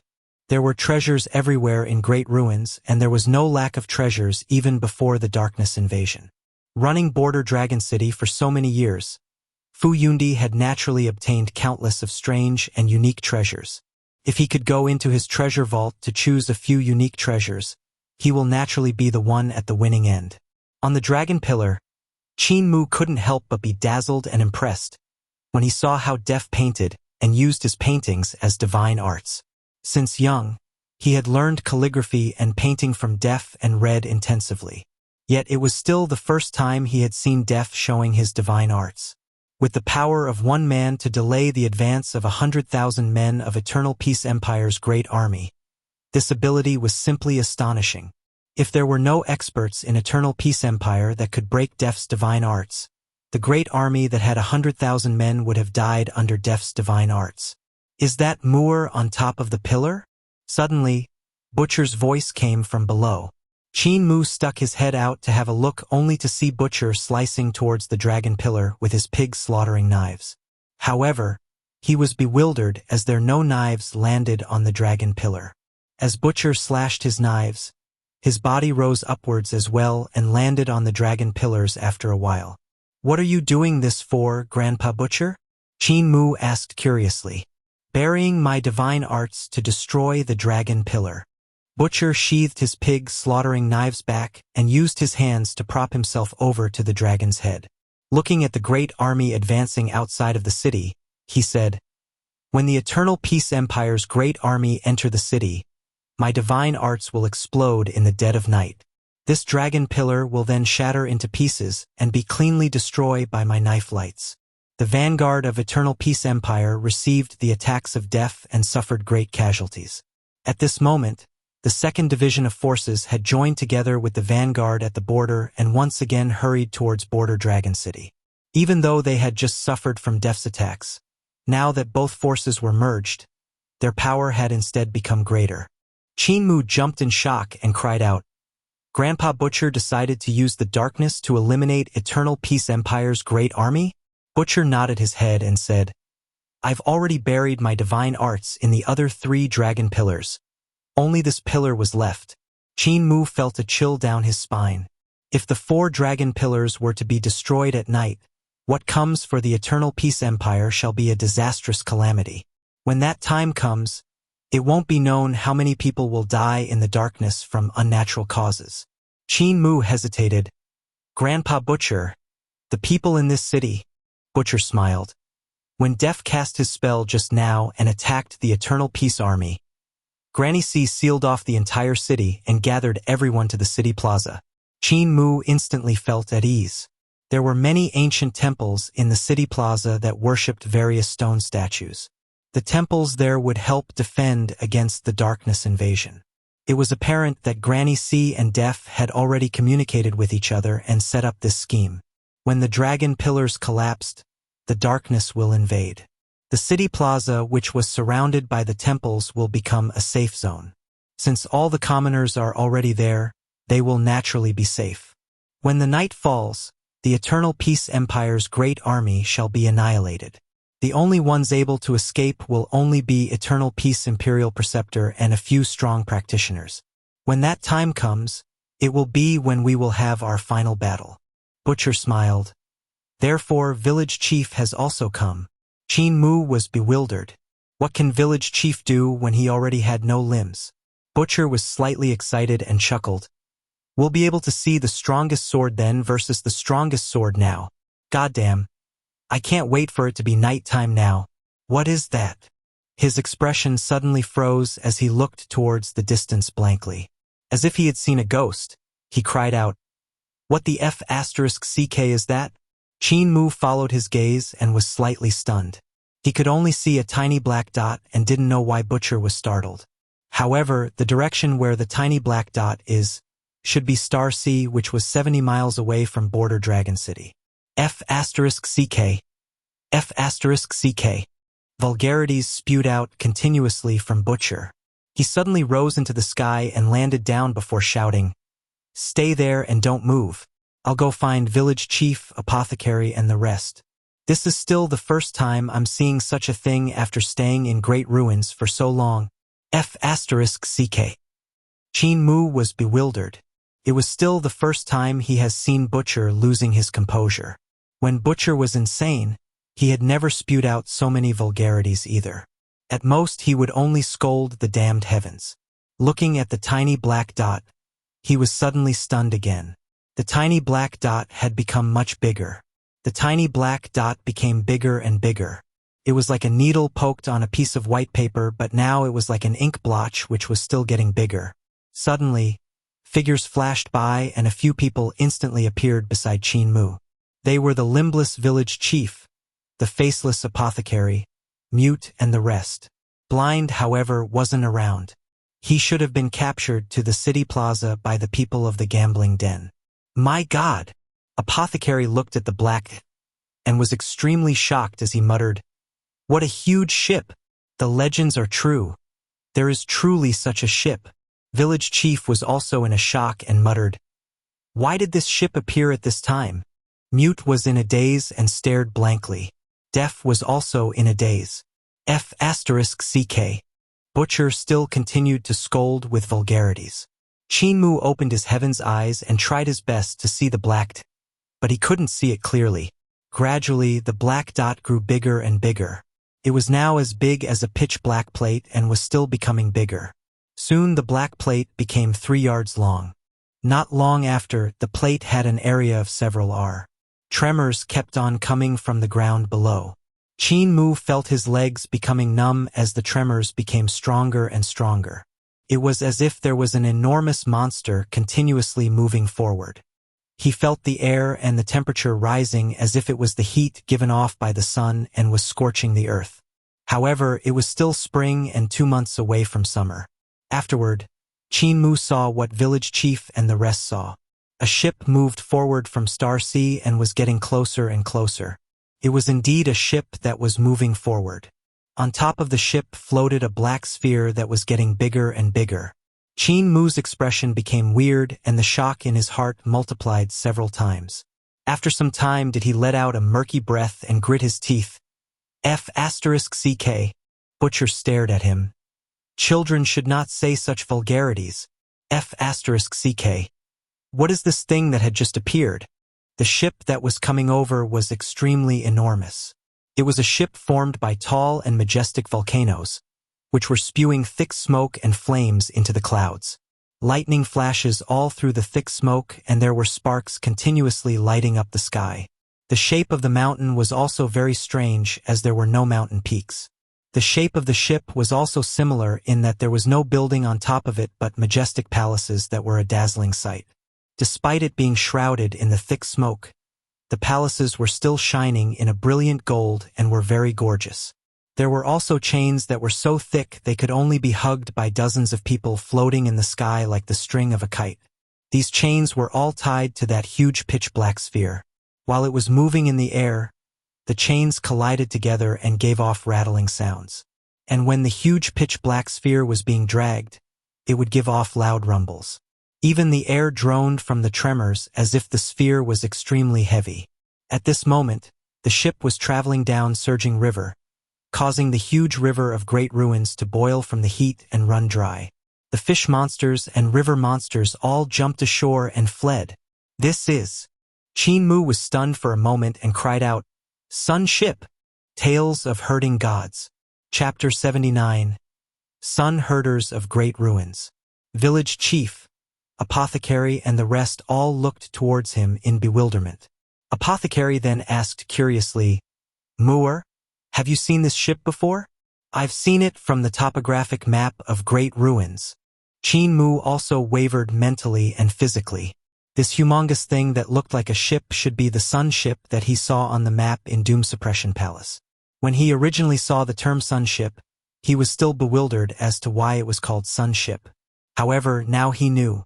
Sun ship was a ship that pulls the sun. And the sun should be the black sphere that was chained down by the sun ship. That enormous black ball should be the extinguished sun. It may be assumed that before the darkness had invaded Great Ruins, there must be a sun ship pulling a blazing sun and traveling across the lands of Great Ruins. Qin Mu was stumped for words. Why was the sun that the sun ship was pulling extinguished? Since the sun ship was pulling the sun, then what about the moon ship that was recorded on the map? Was it a huge ship pulling the moon? And also, where is the sun well? What about the moon well? Boom, boom. As the ship made its way here, the ship that was huge beyond belief actually grew legs and were as thick as mountains. These legs were formed from magmatic rocks, and light could even be seen from the crevices between the magmatic rocks. These light were magma that was like the blood of the sun ship. The enormous ship had grown 24 legs that corresponded to the 24 solar terms. Its legs looked very thick, but every step it took was a distance of 2 miles. The appearance of the enormous object was still extremely shocking. Deaf looked at Mute, who was giving off a feverish gaze and gesticulating. Deaf interpreted, "That's not a real sun and was a treasure that people from that generation had created before the darkness descended." "Mute, I think you are right." The enormous sun ship got closer and closer to border Dragon City, causing the air to get more and more parched. Qin Mu raised his head, yet he almost couldn't see the peak of the ship. The ship was too huge. The dazzling palaces fell into his eyes, and it seemed to look normal. However, for it to look normal at such a far distance, it was abnormal. It could be assumed that these palaces must be very huge if he were to walk in front of it. A grown man must be miniature when he stands inside. "That's the place for the god race to reside," Village Chief gently said. "I've heard they were called sun herders, and their god is called Sun Guardian." Sun herders. Everyone was slightly stumped for words. In the village, Village Chief was the one who had stayed the longest in Great Ruins. He had been here for several hundred years and knew the most. Apparently, he had also heard about the sun ship and knew some hidden information. "I wonder if there's a descendant of the sun herders on board? Is there still a sun guardian on board?" Village Chief muttered. Sun ship passed by Border Dragon City and went towards the magnificent army of 1,000 men and horses of Eternal Peace Empire. It was an especially grand and spectacular sight, so much so that the army had forgotten to advance and stared at the huge object foolishly. Too terrifying, too shocking. Thud! One of the legs from Sun ship landed down, and the mountain-like leg crushed countless of soldiers into the mud. When the leg of this ship lifted up once again, a small lake was created from the stomp. "Quickly run for your lives." Only now did someone react and scream before running back to escape. The soldiers behind have yet to react, therefore people started squeezing and stepping on one another. When the people behind had reacted and wanted to spread out to escape, it was too late. The immense sun ship followed the path the Eternal Peace Army took to move towards the borders of Eternal Peace Empire, crushing countless of soldiers in its path. No matter how much divine arts or flying swords from the officers landed on its body, They were all unable to shake up this huge ship. The two troops of the army were merged into one, therefore there was an extremely large amount of people. Even if they wanted to escape, there was no way for them to escape. Despite there being divine arts practitioners flying in the air, they were also smacked by the legs that were lifted up by sunship, just like an easy as smacking a fly. The immense sun ship continued to move forward and crushed countless of soldiers in its path. General Liu tried his best to attack the sun ship, but it was like an ant trying to shake a tree, unable to shake the huge ship the slightest. At the borders of eternal peace, sword lights flew out and slashed towards majestic mountain ship. Sparks flew off in all directions, yet it was also unable to harm the ship. When the treasure swords were kept back, the expression of the strong practitioners at the border changed hugely. Their swords were actually scorched red hot and were starting to melt. In the borders of eternal peace, several thousand divine arts practitioners cast spells and raised storms. As the thunder clouds started rolling, they were dispersed by the heat before they even reached the ship. It was an extinguished sun that sun ship was pulling, but it was still a sun after all. Its fire energy was simply too powerful. The ship had 12 pairs of legs, therefore it could move forward very fast. Soon enough, it had reached the front of the borders. Creaking sounds pierced through the air as the sun ship slowly came to a halt. Droning sounds came from the air as the black sun slowly floated forward and almost crossed over into the boundary of Eternal Peace Empire. At the borders, countless of soldiers stared upwards blankly and looked at the enormous object in front of the borders. The borders were majestic, but compared to the huge object in front of their eyes, they seemed miniature. Some officers' expression had turned pale white as they shuddered in fear, being almost unable to stand properly. Whereas the soldiers at the borders, whether they were martial arts practitioners or divine arts practitioners, they were all scared shitless by the sight in front of their eyes. The sun ship that was created by the beings before the darkness descended shore is extraordinary. Eternal Peace Imperial Preceptor stood on top of the building and looked up at sun ship.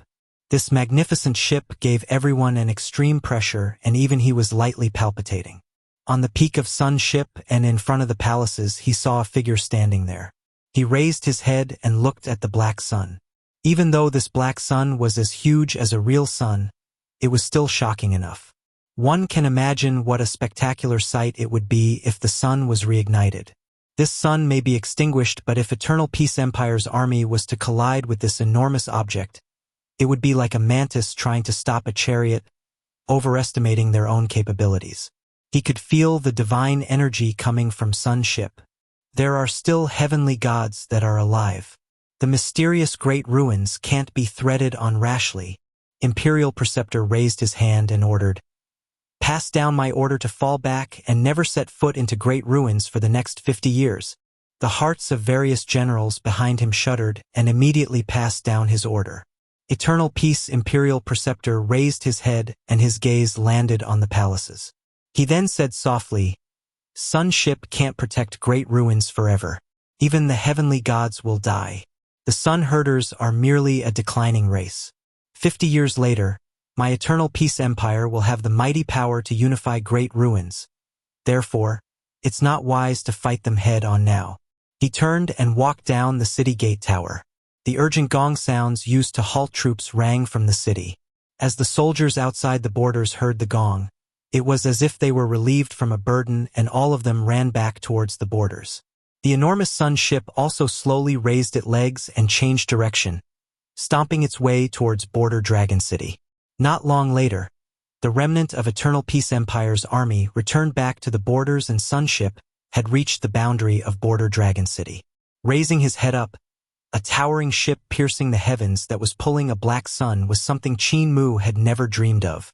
Sun ship came to a halt and its 24 legs slowly bent and sat down in a seize. On the dragon pillar, everyone had weird expression. This sun ship doesn't seem like a ship, but more like a living being with 24 legs. With the ship being so close to Border Dragon City, heat waves swept towards the city. Even the city walls were scorched red hot as if they were going to melt. It must be waiting for the Eternal Peace Empire's great army to completely retreat, as it didn't leave immediately. "Is there still a sun guardian on board?" Qin Mu mumbled. "There is, I can feel the aura of God. Village chief had a grave expression. Eternal Peace Imperial Preceptor sounded out the difficulties and retreated to avoid defeat. It will never to step into great ruins rashly for the next dozens of years. Butcher, put away your knives or else the dragon pillars here will be destroyed. Butcher nodded his head and looked at Sun Ship excitedly. We've prepared long for this battle, yet Eternal Peace Imperial Preceptor was scared off by the Sun Guardian, making us unable to fight that old fellow. How about we go on board and fight with the god? Everyone had a queer expression and shook their heads. This lunatic was sure making trouble. If there was still a Sun Guardian on board, Butcher would probably be crushed to death while trying to pick a fight with the Sun Guardian using only the upper half of his body. Village chief and the rest went down the dragon pillar.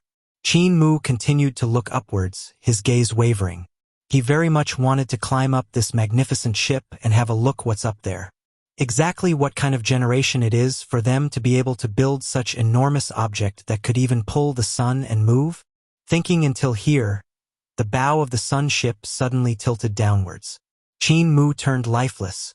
He could see that the incomparably massive bow of the ship was almost as big as Border Dragon City. The ship just tilted downwards as if it was extremely light and had no weight at all. Only now could he see the scenery on board. There were actual mountains and river, grass and flowers. The glorious main halls stood tall and looked just like the sacred place for immortals. There were also many tall men that were so tall that Apothecary, who was considered tall and sturdy, seemed like a child compared to them. Qin Mu reckoned their people's height started from 30 yards onwards, not to be outdone when compared to the strong workers of Heavenly Devil Cult. What's strange was that even though the bow of the ship was tilted downwards, the lake on the ship remained level and didn't spill out. Your jade pendant is very strange. It has a divine and extraordinary aura. Tales of Hurting Gods. Chapter 80. Sun Guardian. In the heart of Sun Ship, a clear and loud voice sounded out. The jade pendant in front of Qin Mu's chest gently floated up and seemed to fly towards Sun Ship. Qin Mu's heart slightly shuddered, and he looked towards the source of the voice only to see a gigantic giant speaking. The giant was several times taller than the other giants and looked like a heavenly god. Both of her legs sunk into the body of the ship. More than half her legs were stuck into the ship and she was sinking further up to her hips. Even so, she was still 300 yards tall. She had 4 arms and each of the 4 arms was grabbing onto the pillars.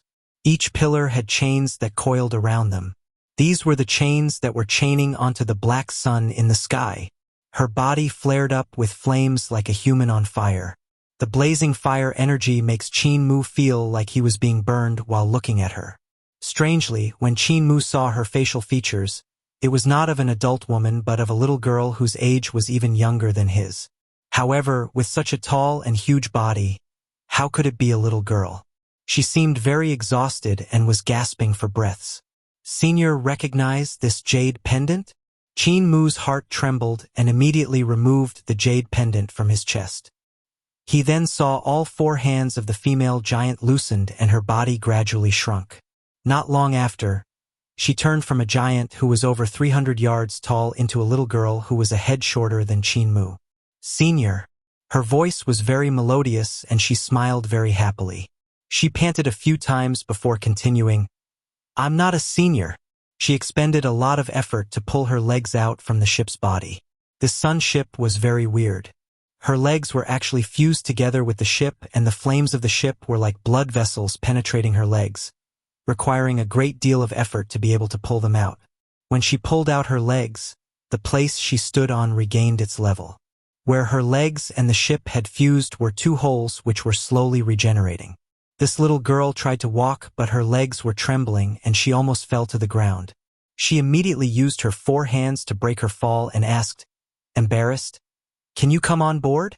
Qin Mu looked at the other giants on board Sun Ship and only the old giant nodded. Let him come on board. A giant wearing simple clothes came to the bow of the ship and stretched out his arm. His arm served as a bridge between the dragon pillar and Sun Ship. Qin Mu hesitated for a moment and stepped onto his palm, crossing this sturdy arm to reach Sun Ship. On the ship, he was slightly startled. It was much cooler here than he expected. He had originally thought that this place would be as horribly torrid as a furnace, but he had never expected here to be so cooling. Mooer, you little rascal. In Border Dragon City, village chief and the rest also sensed the abnormality on board of the sun ship. Turning back to take a look, they happened to see Qin Mu walking up the giant's arm and boarding the sun ship. Apothecary couldn't help but to smile from anger. He sure has huge guts. He even dares to board the ship of God. The butcher took out his 2 pig slaughtering knives with his murderous intent overflowing. They even dare to steal our child. Let us slaughter our way over.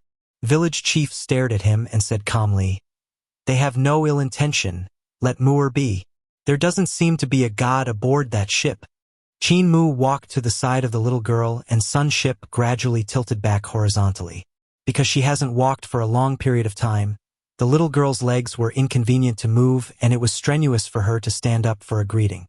Therefore, she could only bow to Qin Mu while sitting down.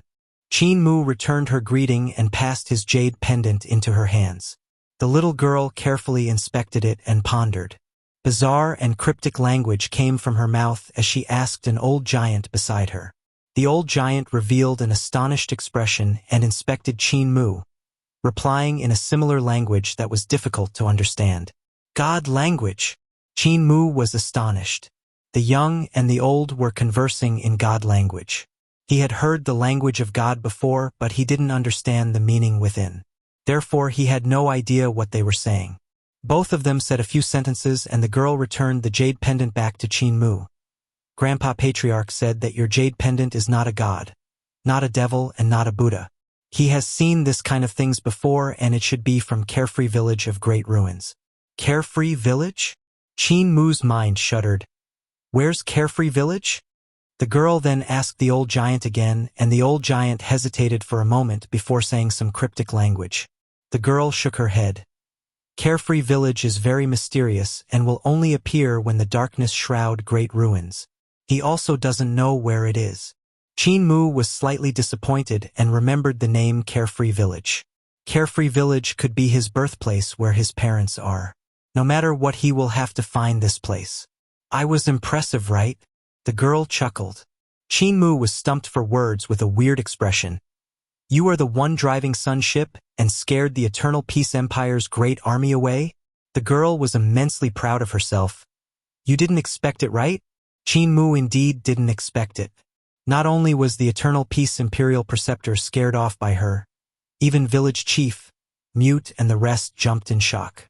They thought there was an extremely ancient heavenly god on board sun ship, which was why Eternal Peace Imperial Preceptor speculated that his power was no match for her and retreated. They would never have dreamt that it was this little girl who was controlling sun ship. Of course, the sun ship was simply too shocking and too powerful, therefore they made such a miscalculation. My name's Yen Jingjing. What's your name? That little girl asked curiously. Qin Mu. Qin Mu hesitated and said, I also have no idea if my surname is Qin or I'm called Qin.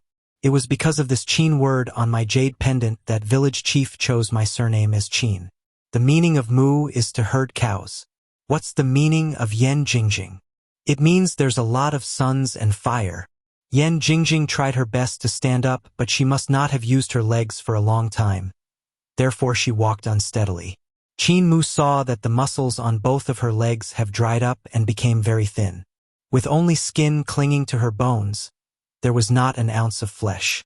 She was so emaciated that people couldn't help but to feel shocked. When I was born, I was like a sun. My mother was burned to death by the flames on my body. Therefore, Grandpa Patriarch gave me the name Yen Jingjing. Yen Jingjing's expression turned dull. When I grew up, Grandpa Patriarch said that I have the bloodline of the Sun Guardian on my body. The power of Sun Guardian is very strong and allow me to be acknowledged by the Sun Ship, controlling the Sun Ship to travel Great Ruins. There's only me in my race that could control this ship. Therefore, I've become the Sun Guardian of this generation. She then smiled happily again. You're the boy who herds cows and I'm the girl who herds sun. When I fuse together with the Sun Ship, my powers are very strong, just like a heavenly god. That's why I could scare the bad guys away. Did I scare you just now? Qin Mu smiled. You did. Yen Jingjing lowered her head. I'm sorry. I was too exhausted just now, therefore. I've stopped here for a break and scared you. Qin Mu was stunned and smiled. It's okay. Why are your legs so skinny? Grandpa said that the sun of our sun-herd clan had extinguished. Therefore, when I control the sun ship absorbs my power, making me skinnier and skinnier. Yan Jingjing continued, when my power runs out, I will become like the previous sun guardian, fusing together with this ship. That was how my father died. If the sun would be able to reignite, sunship will absorb the power of the sun and even nourish the sun guardian, making me very strong. Qin Mu's heart wavered. He looked at the black sun in the sky and muttered, require to ignite the sun? Who would be able to do it? Maybe only true heavenly God could do it. Why must you guard here and be the sun guardian? Because it is the duty of us sun herders. Sun guardian is a clergy. Long time ago, I have no idea how long. Anyways, very long ago, we sun herders were appointed as sun guardian to guard the sun ship and protect great ruins. This duty was then passed down generation to generation. As for who appointed us as sun guardian, I've also no idea. Maybe Grandpa Patriarch might know. Yan Jingjing was very cheerful and seemed like she didn't have any playmates.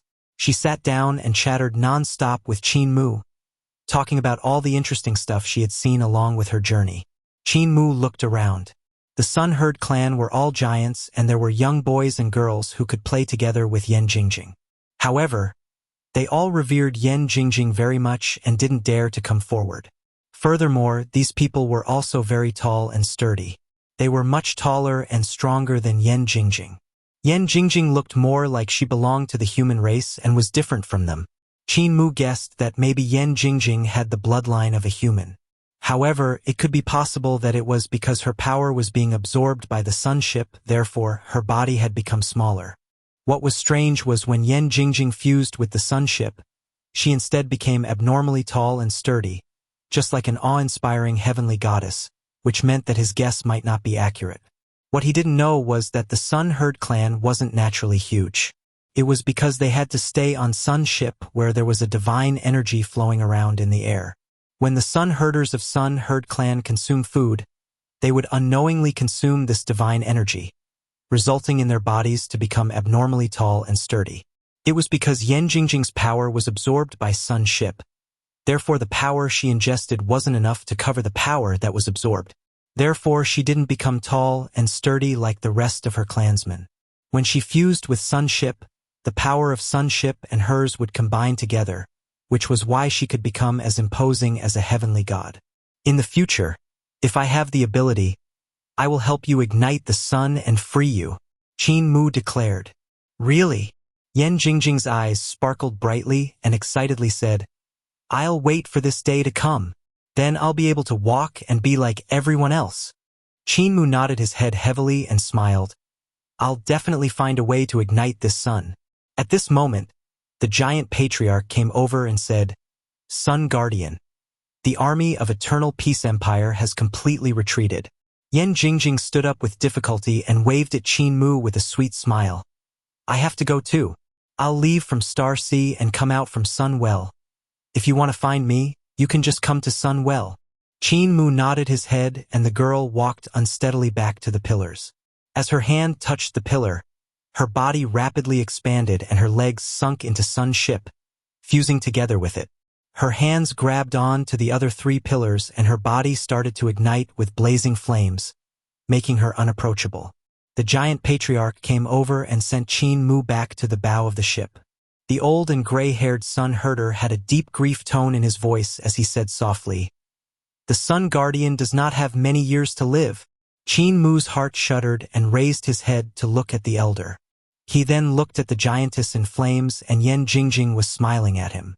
If you're a guest from Carefree Village, you may have a way to reignite the sun. After all, the giant patriarch hesitated for a moment and didn't continue his words. He instead sent Qin Mu down the ship and this unimaginable artifact created by gods started to slowly stand up and walk towards Star Sea. As the sun set, the inclined sunlight shone onto the ancient ship that gradually moved far away. The blackness in the sun also gradually became smaller and soon, the sun ship couldn't be seen anymore. The black sun also became a black dot that was so tiny it could no longer be seen.